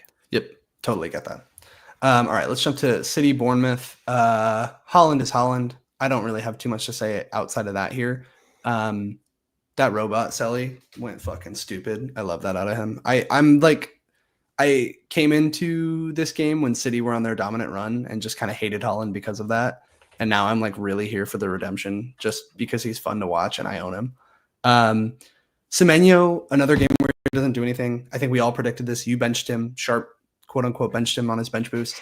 I obviously went without him on my wild card. So give us all a pat on the back for that. But and so again, it's predicted, but Semenyo is such a tough one for me, especially on this podcast. Because Sharp's not here, maybe I have a little bit more leeway to talk on this. But he has overperformed significantly so far this season. If you watch him during the games, he looks phenomenal. So like maybe he's just, good players overperform their XG. And so maybe he's just that guy. But at the same time, he's been a little less involved. I wonder if some of that has to do with Krupi being like, right now the chances are feeding Krupi hardcore. And so I wonder if that's affecting so that's exactly what I was actually about to bring up. What I've noticed in stylistically in a change in Semenyo's output, I'm just cutting you off, I guess, entirely at this point, was just that it feels like they have had to shift how they play offensively because of the Evan Nielsen injury and Krupi coming in, and Krupi just feels more like, it almost feels more like the Ekatike versus Isak on Liverpool, where like Krupi feels more of like an out and out, just like striker, goal scorer, and they kind of have to like play that way. Versus I feel like Evan Nielsen's a little bit more of a creative player, kind of better drops in, receives balls, makes great passes.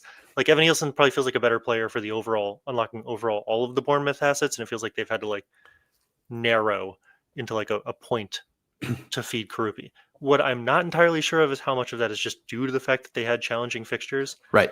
And that's where it's hard on Semenyo. Like, I expected Crystal Palace to be hard. I would have liked to see more versus a Forest team.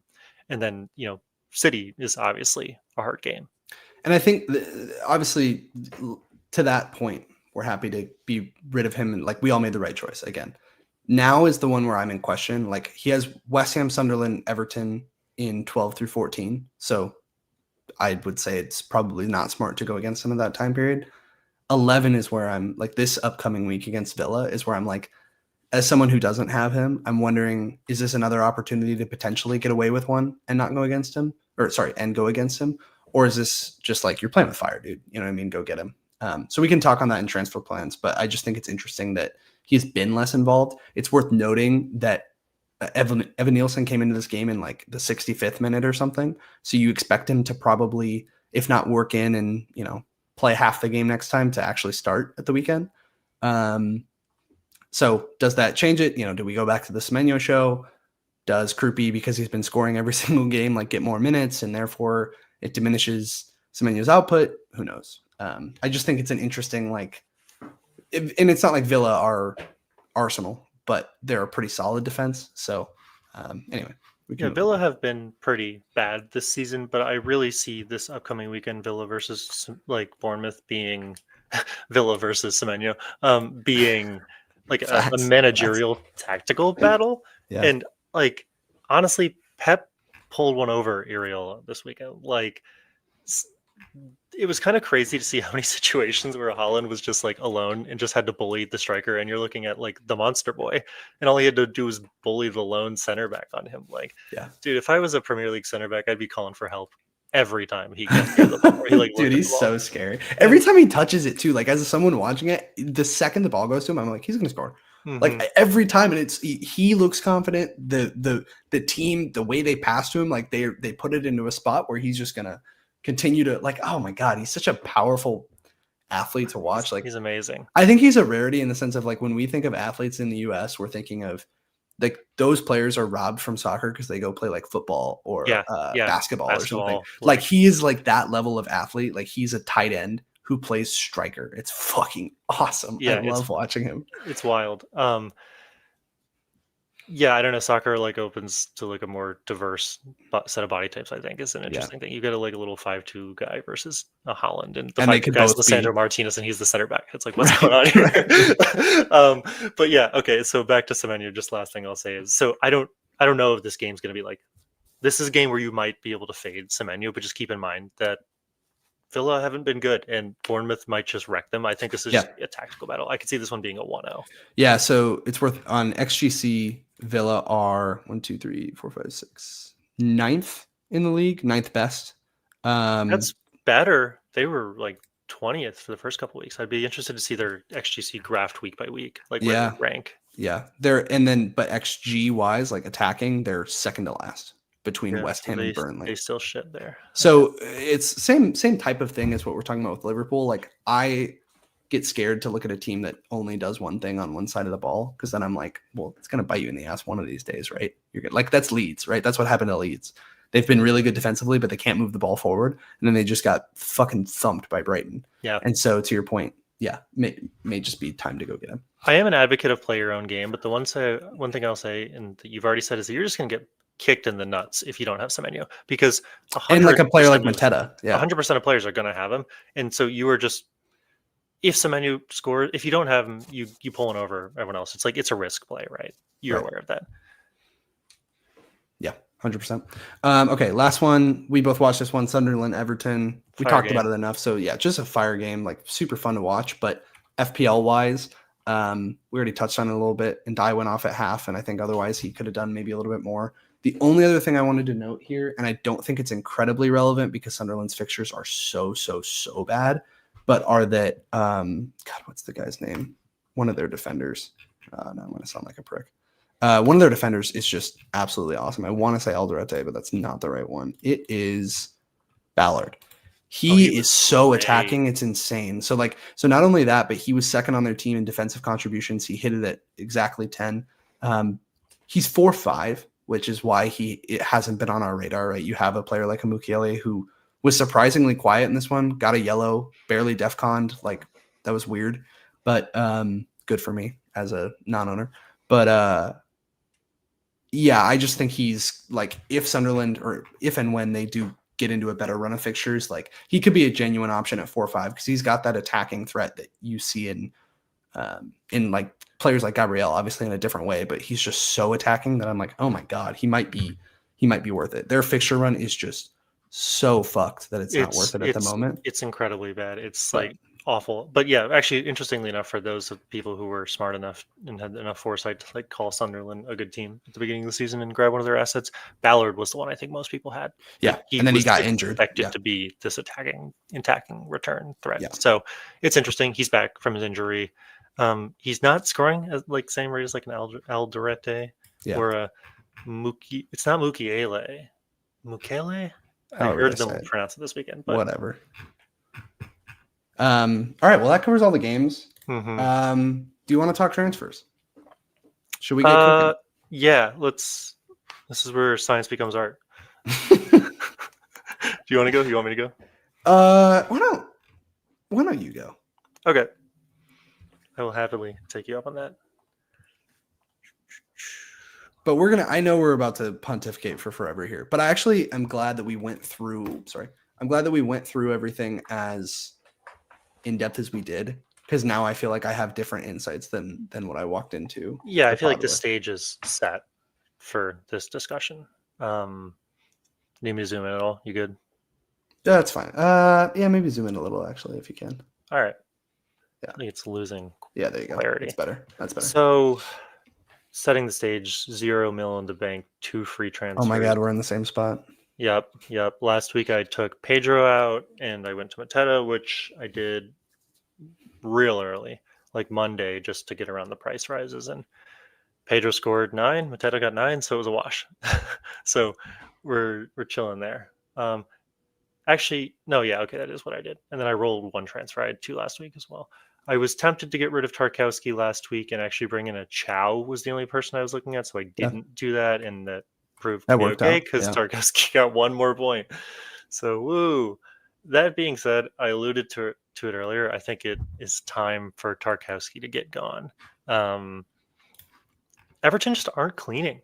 Like, Yeah. and They're not a very good defense. they're They not a really very good aren't. defense. They're not, I you said thought it a this would while be a back. week against Sunderland where they'd be okay because they're pretty porous attacking wise, but yeah, they're just not a very good defense. Yeah, I played him because I was like, you know, Sunderland are a promoted team. Maybe they could be inconsistent a little bit. I almost expected more from Tarkowski than I did from Ndai in a weird way. Yeah. But I mean, they have, in terms of clean sheets, they have 1, 2 that Tarkowski's played in, and we know from that graph we were looking at earlier that clean sheets matter. Like the DEFCONs are good Yeah. floor raisers, but Senesi, who's getting a lot of DEFCONs, is also still indexing on those clean sheets. And a 5.5 mil defender who's not getting clean sheets, and honestly, who's sort of underperforming in the DEFCONs too. Like, Yeah. No, it's he just, went from a DEFCON monster to suddenly being out on those. Now yeah, Keane is like more the guy. So yeah, I think it's he time to get stopped rid. getting it. I brought him in. That was what I happened told last you year. DEFCONs were going to be a fucking nightmare this year. Um, Well, I mean, they are, but honestly, if it was like a normal year, I think we'd be riding def cards a lot harder. But just with all the shit that's been going on with like the defensive yeah, goals, I don't think we're it's as a lot. locked in on them. Well, I think the place to start here is with Saka, actually. Yep. So good next couple fixtures, Sunderland and Tottenham, but you don't sound sold on him long term. And so you might be in a position where you don't have to do this, where I'm honestly kind of projecting my team on yours now that I'm thinking about it. But, obviously you could sell him, get somebody in that area and then spread the funds around if you wanted to. I don't think now is necessarily the time to do that, but I'm curious what you thought.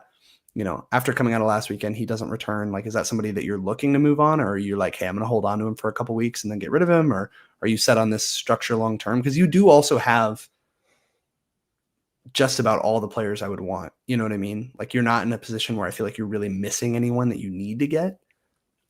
So I switched over to the pick the team because I think it's an interesting illustration to just basically say who would I play this week. Right. I was talking shit about the Everton guys, but one of the reasons I didn't transfer them out was because they have the Fulham game this week, and now I'm concerned. See, and I would start Senesi because we just talked about Villa being such a shit attack, and he defcons for sure. Like, I think I'm going to start him regardless this week in my So team. right, it's just kind of a question of like, should I transfer out Saka, or do we think that he's going to score against Sunderland? So I've been weighing this, and in my head, I'm like, I don't think unless you need to transfer him out, which I might, in a position like yours, I'm like, I would keep him. Like, at the end of the day, it is still Sunderland, like a promoted side versus Arsenal. Like that's ultimately, we just saw Everton. If you watch that first half of the game, Everton just battered them, right? Just looked like they were going at them, and Sunderland started really on the back foot, and good for them for fighting back. But against an Arsenal, you got to think that they're going to control that game and dominate that game. I don't think Saka is worth 10 million, or at least he hasn't proven to be worth 10 million yet. But oh no, don't you do it. Don't you do Bruno again. No, don't. So no, I do think he's a play. To give us some clarity, I think the options are roll, have 3 next week, and still probably get rid of Saka, Tarkowski, and Ndai, or jump on at least 2 of those moves this week.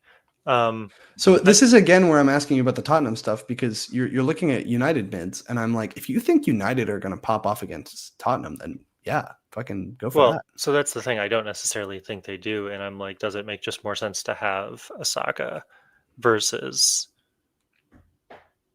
a Sunderland? Or keep in mind, if I get rid of Saka and I get rid of Tarkowski, because pretty happy with everybody else in the team,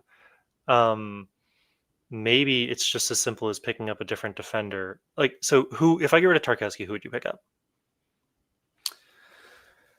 This is going to be an annoying answer, but I think it depends on if you sell Saka. Because if you sell Saka, I would go get a third Arsenal defender. But if you don't, as somebody who just invested in Newcastle defense, I don't know if I'd recommend. I mean, so, okay, we've talked about the wheels falling off at Palace, and that's why I didn't want to invest in them defensively, but their run is pretty fucking incredible. So maybe it's worth just going to somebody, like a Gahey, exactly. Yeah, I've been tempted to just burn a transfer one of these weeks and switch a Richards to a Gahey. I don't know if I want to go on the double because while they do have a good run, they do still concede.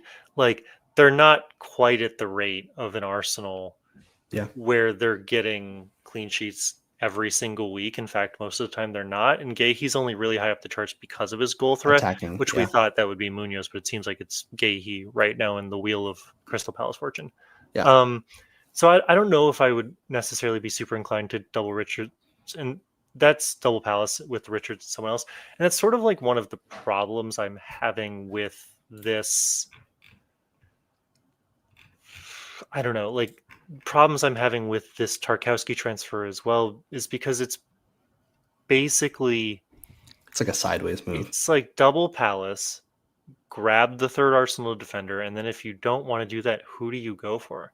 Genuinely, do you pick up a Chalobah as a short-term punt for the next 2 weeks because of the Wolves and Burnley?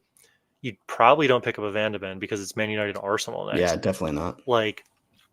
Do you pick up a Burn, but then it's Brentford City next? So there's not actually amazing options. Even Cash, who's kind of been popping off a little bit from an attacking threat standpoint, still has Bournemouth Leeds in the next two. Yeah. And so defensively, there's not actually a ton of amazing games that I'm super interested in the next 2 weeks.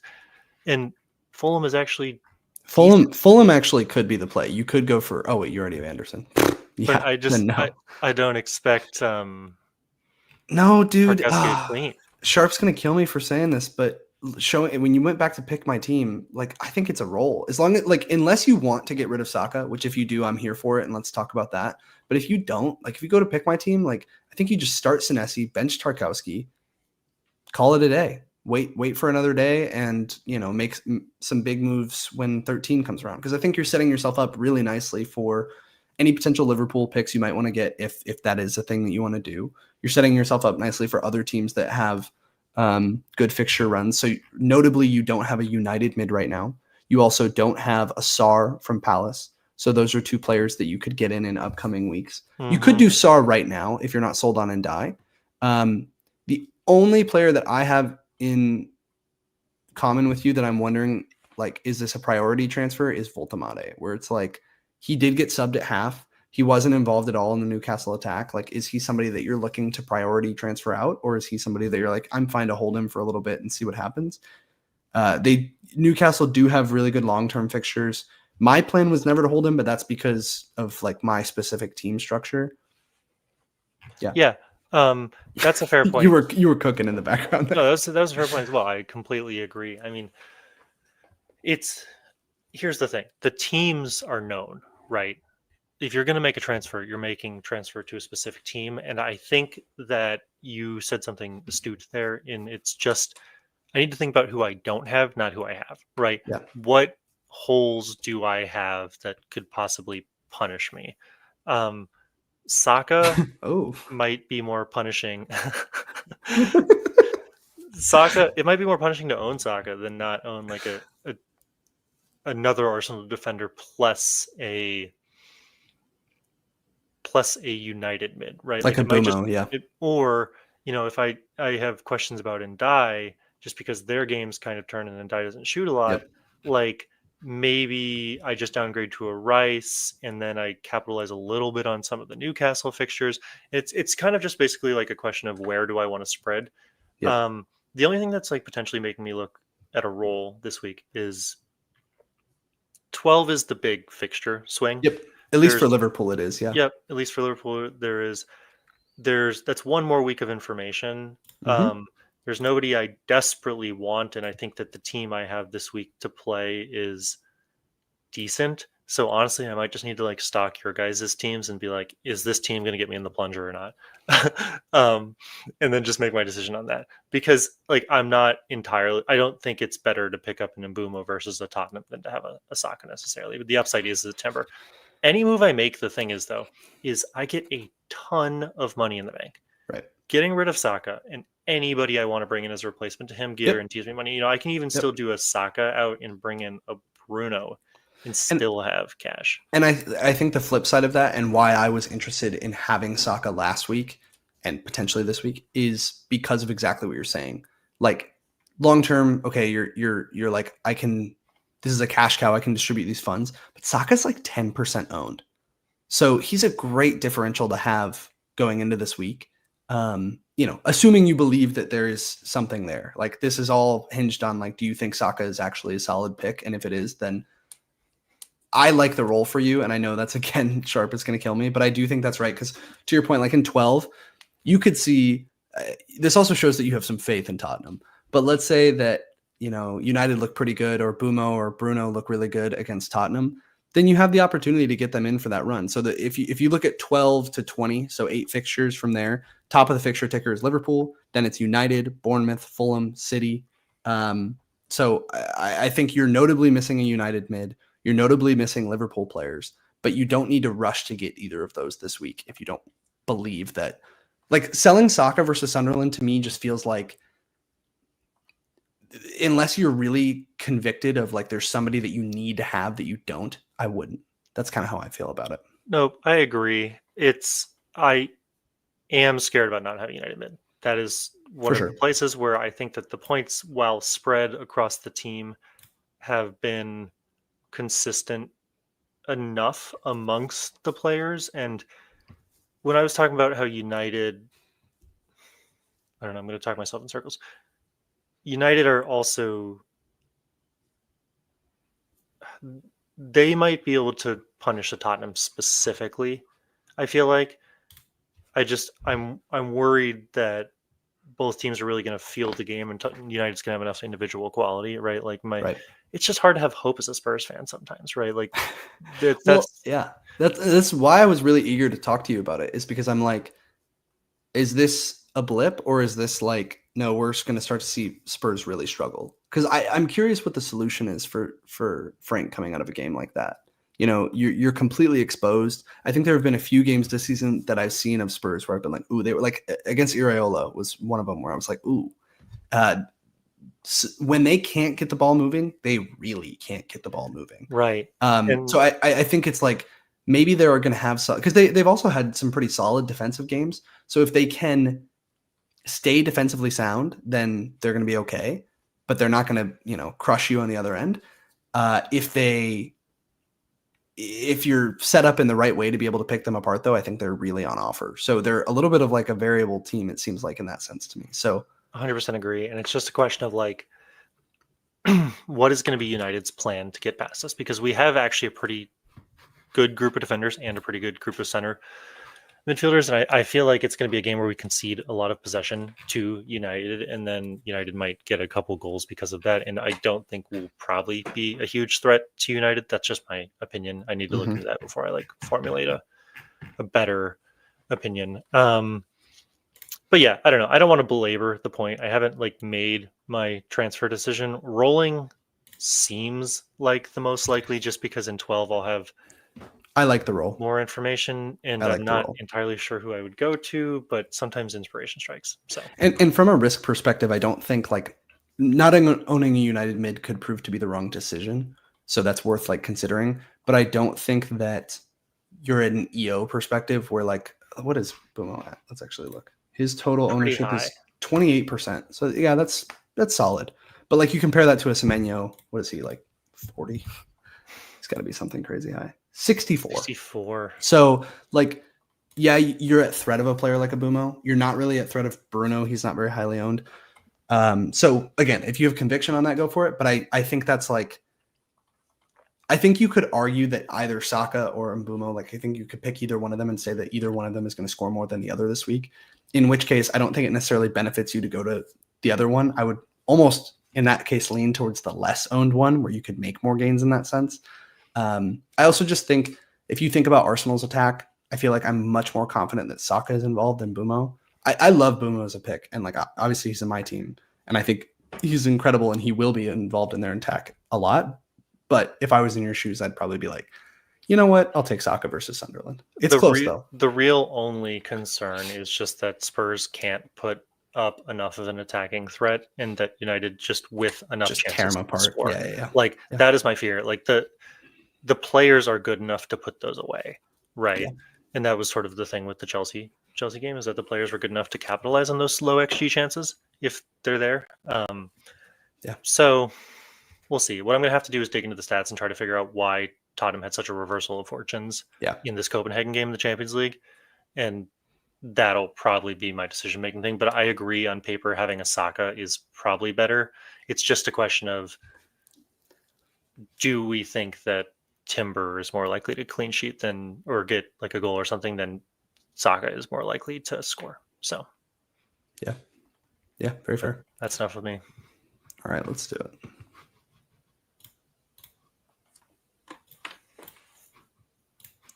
Okay, so this is my team.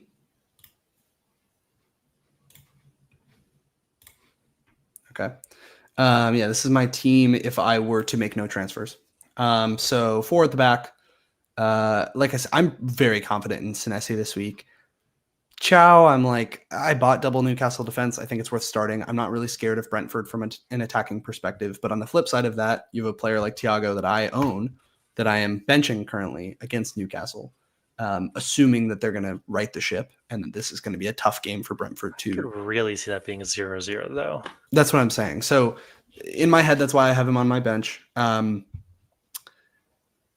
Voltemade is the one that, like, knee jerk immediately after the weekend, I was like, I just get rid of him. Just get him out. Like, if he's going to be a player who's going to be rotated. They have their Champions League game tomorrow, so I'm curious to see like how many minutes he plays and whether that informs me at all.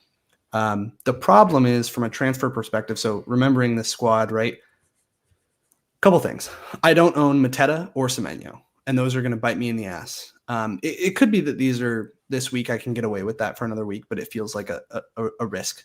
And unlike last week where I was happy to take it on with Voltemade versus West Ham, I was like, I'll fade Semenyo for a week, or Mateta for a week, and Saka versus Burnley, I'll fade Semenyo for a week.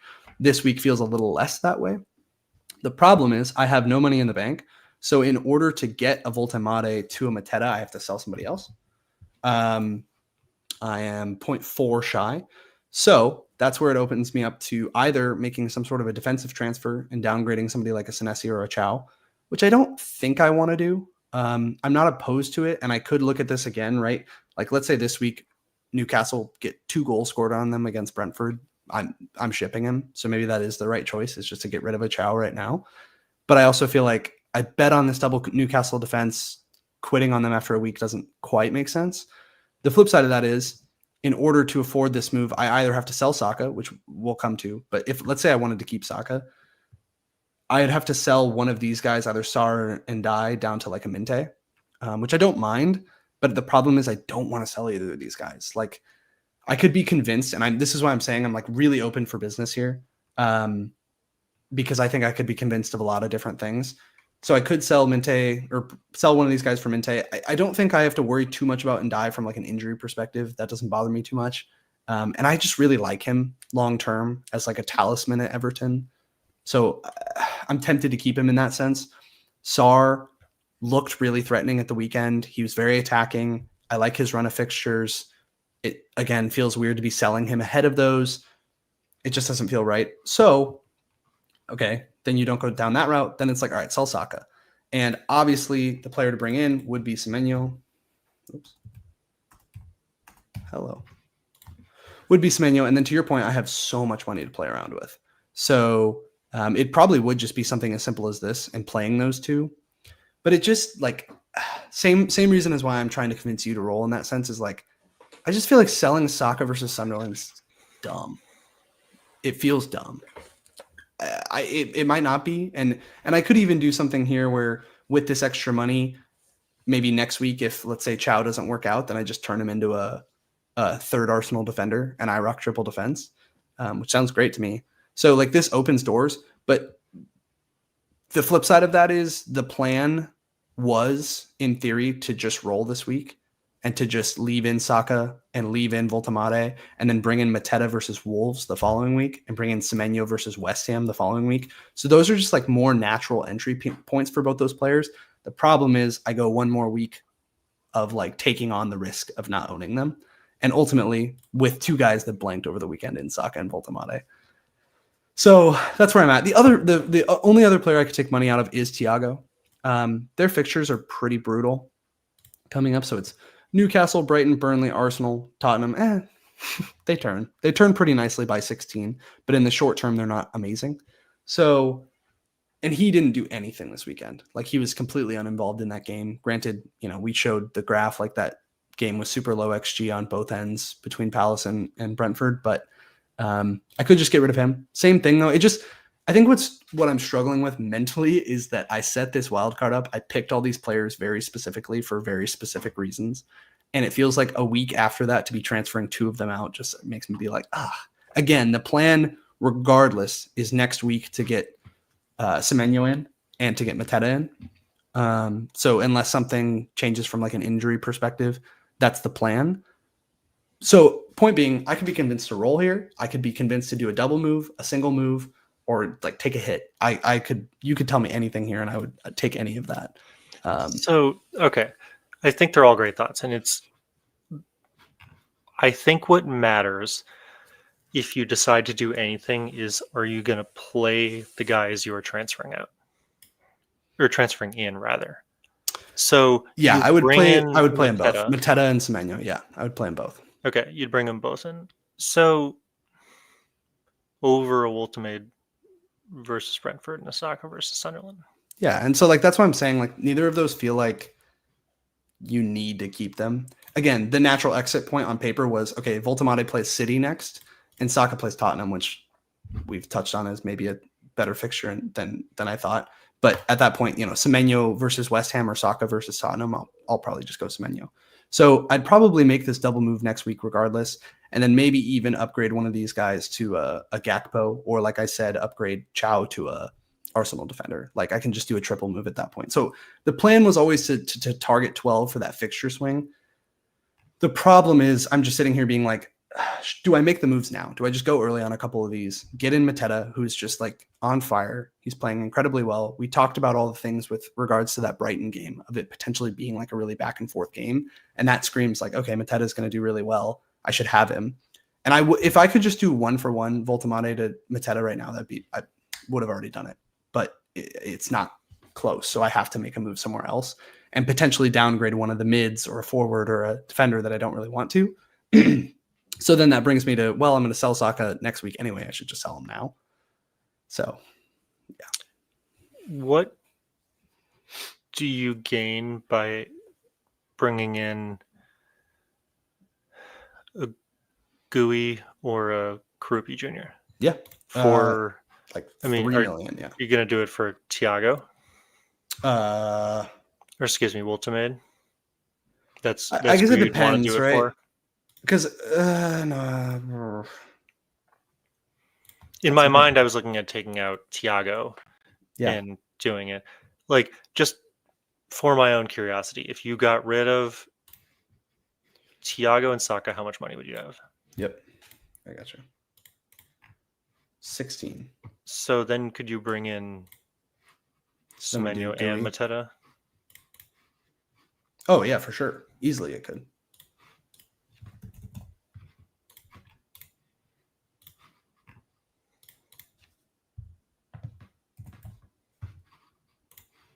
Oh, wow, it's actually close. But yeah. So, wait, do you have enough money to do this? You do? Yep. So, what you're losing here, another Arsenal defender. What you're gaining, the Mateta and the Semenyo, so you don't get punished by both of them. Or you're not losing an Arsenal defender, but you're losing another Arsenal pick, and they're all just so overpriced that you can't now 1-to-1 to them. And I mean, you're not sacrificing the Voltemade. The only problem with Voltemade is Brentford and City are kind of challenging games in the next game. So that's why when you asked would you sell Thiago or Voltemade, I was like, well, I don't know, because the whole reason why I was planning on getting rid of him is because the fixtures do kind of turn for them a little bit. Brentford, City, Everton, Tottenham. Like, I guess after City, it's fine. Like,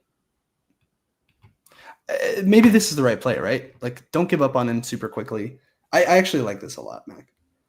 I don't know. And I don't feel like I'm giving a whole lot up on Thiago. It's just changing my structure completely to the triple forward, like 3-4-3 style.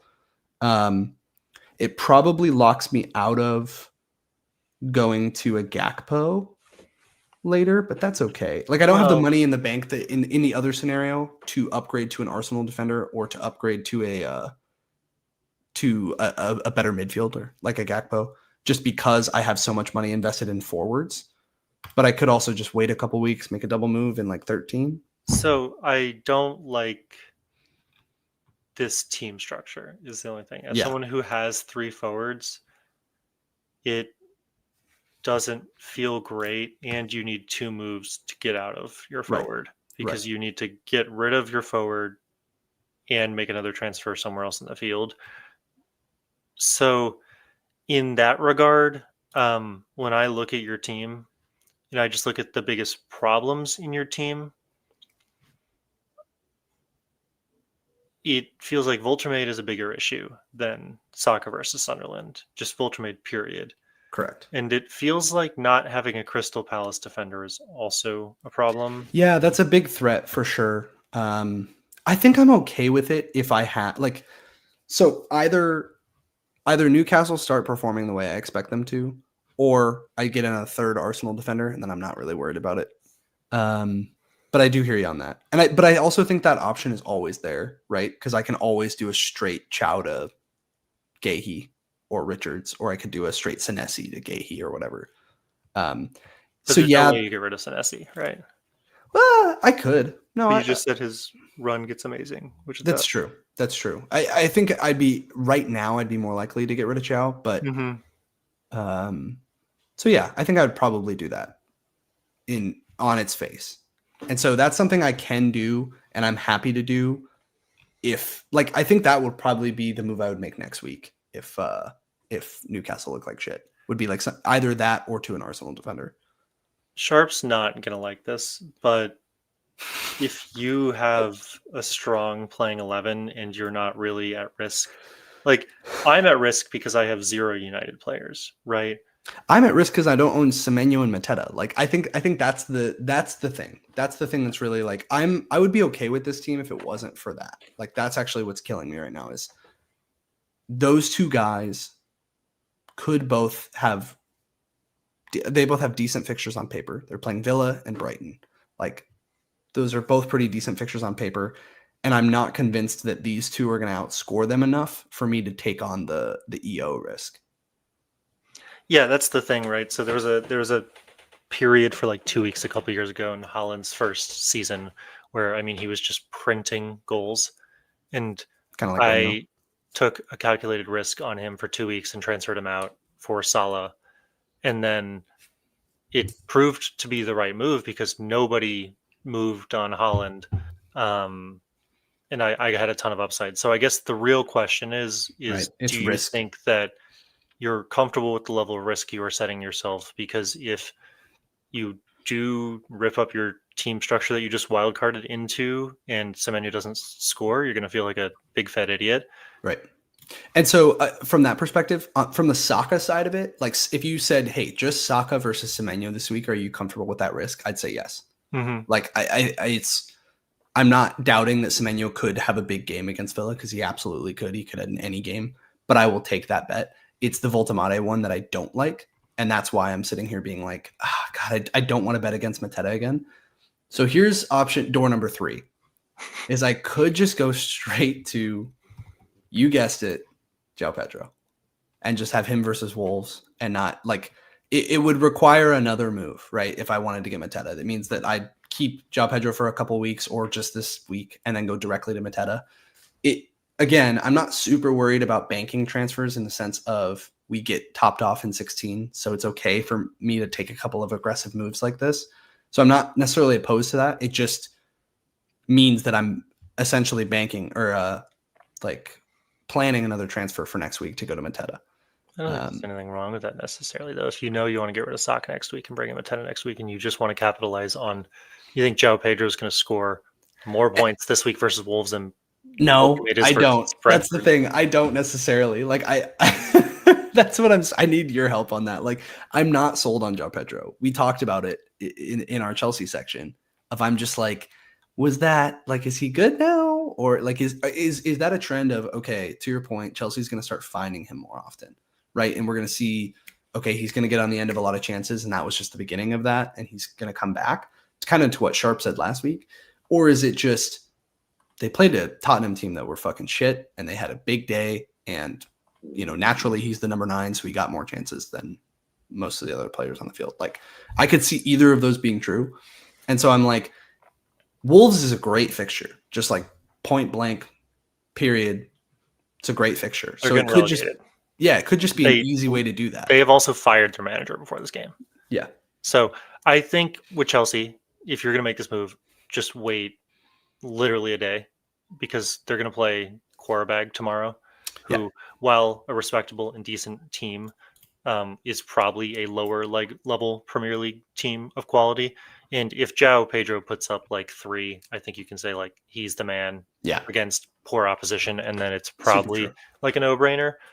If I Joao think that's Pedro true with the doesn't play, Voltemade stuff that'll too. suck. Like, there's so many midweek games. So Yeah, like, that's one of the things we bitch about with midweek games is we're like, the rotation. But the thing is, we get more information, right? And when you have a terrible Newcastle game like this past weekend, we can see how much of that is a blip versus just a change in form.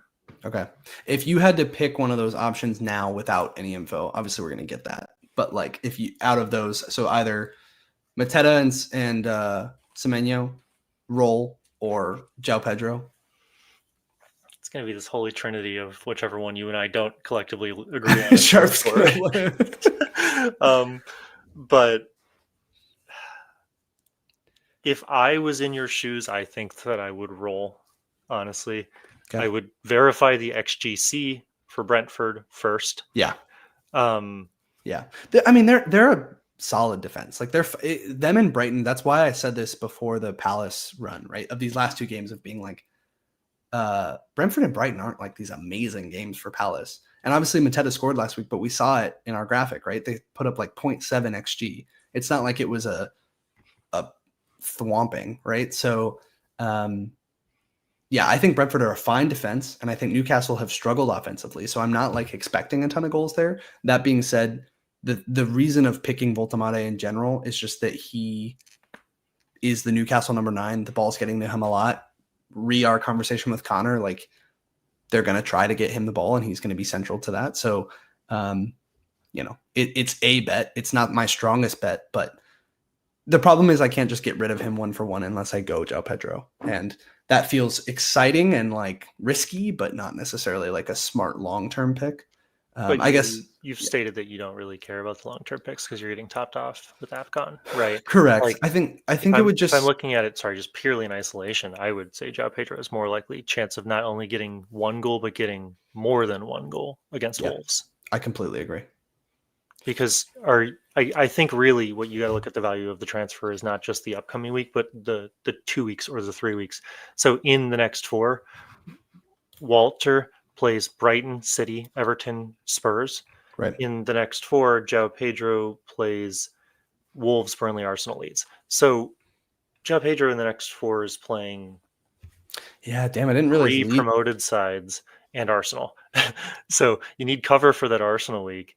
And it's challenging with him because he hasn't scored, but I'm kind of regretting transferring out Joao Pedro and bringing in Walter as well. I don't regret bringing in Mateta for Joao Pedro, but I do regret bringing in Walter maybe ahead of Mateta and putting myself in this situation. Yeah, I think to your point, I'll take some learnings from midweek. But that is tempting. That is super tempting. And then just make a double move next week. Well, and maybe not. Maybe not even next week, or make a triple move in 3 weeks if you can set yourself up well enough to not have to move next week. Like, it's, for me, this is a big week because there's so many significant fixture swings in 12 that I really need to figure out how confident am I in the Liverpool assets? How confident am I in the Manchester United assets? How confident am I in the Palace Bournemouth assets. and the Palace assets? Those are my big questions. Yeah. All right. I love this. I think we've done phenomenally in just a short 2 hours. So that's been lovely. The two nerds were left alone. Facts, dude. You can't give us unlimited time and FP ref to be able to just chat. That's fucked. All right, it's been lovely. We've gone on way too long, but cheers, guys. We'll catch you for the next one, and hopefully I won't be wearing this fucking monkey suit. So Peace.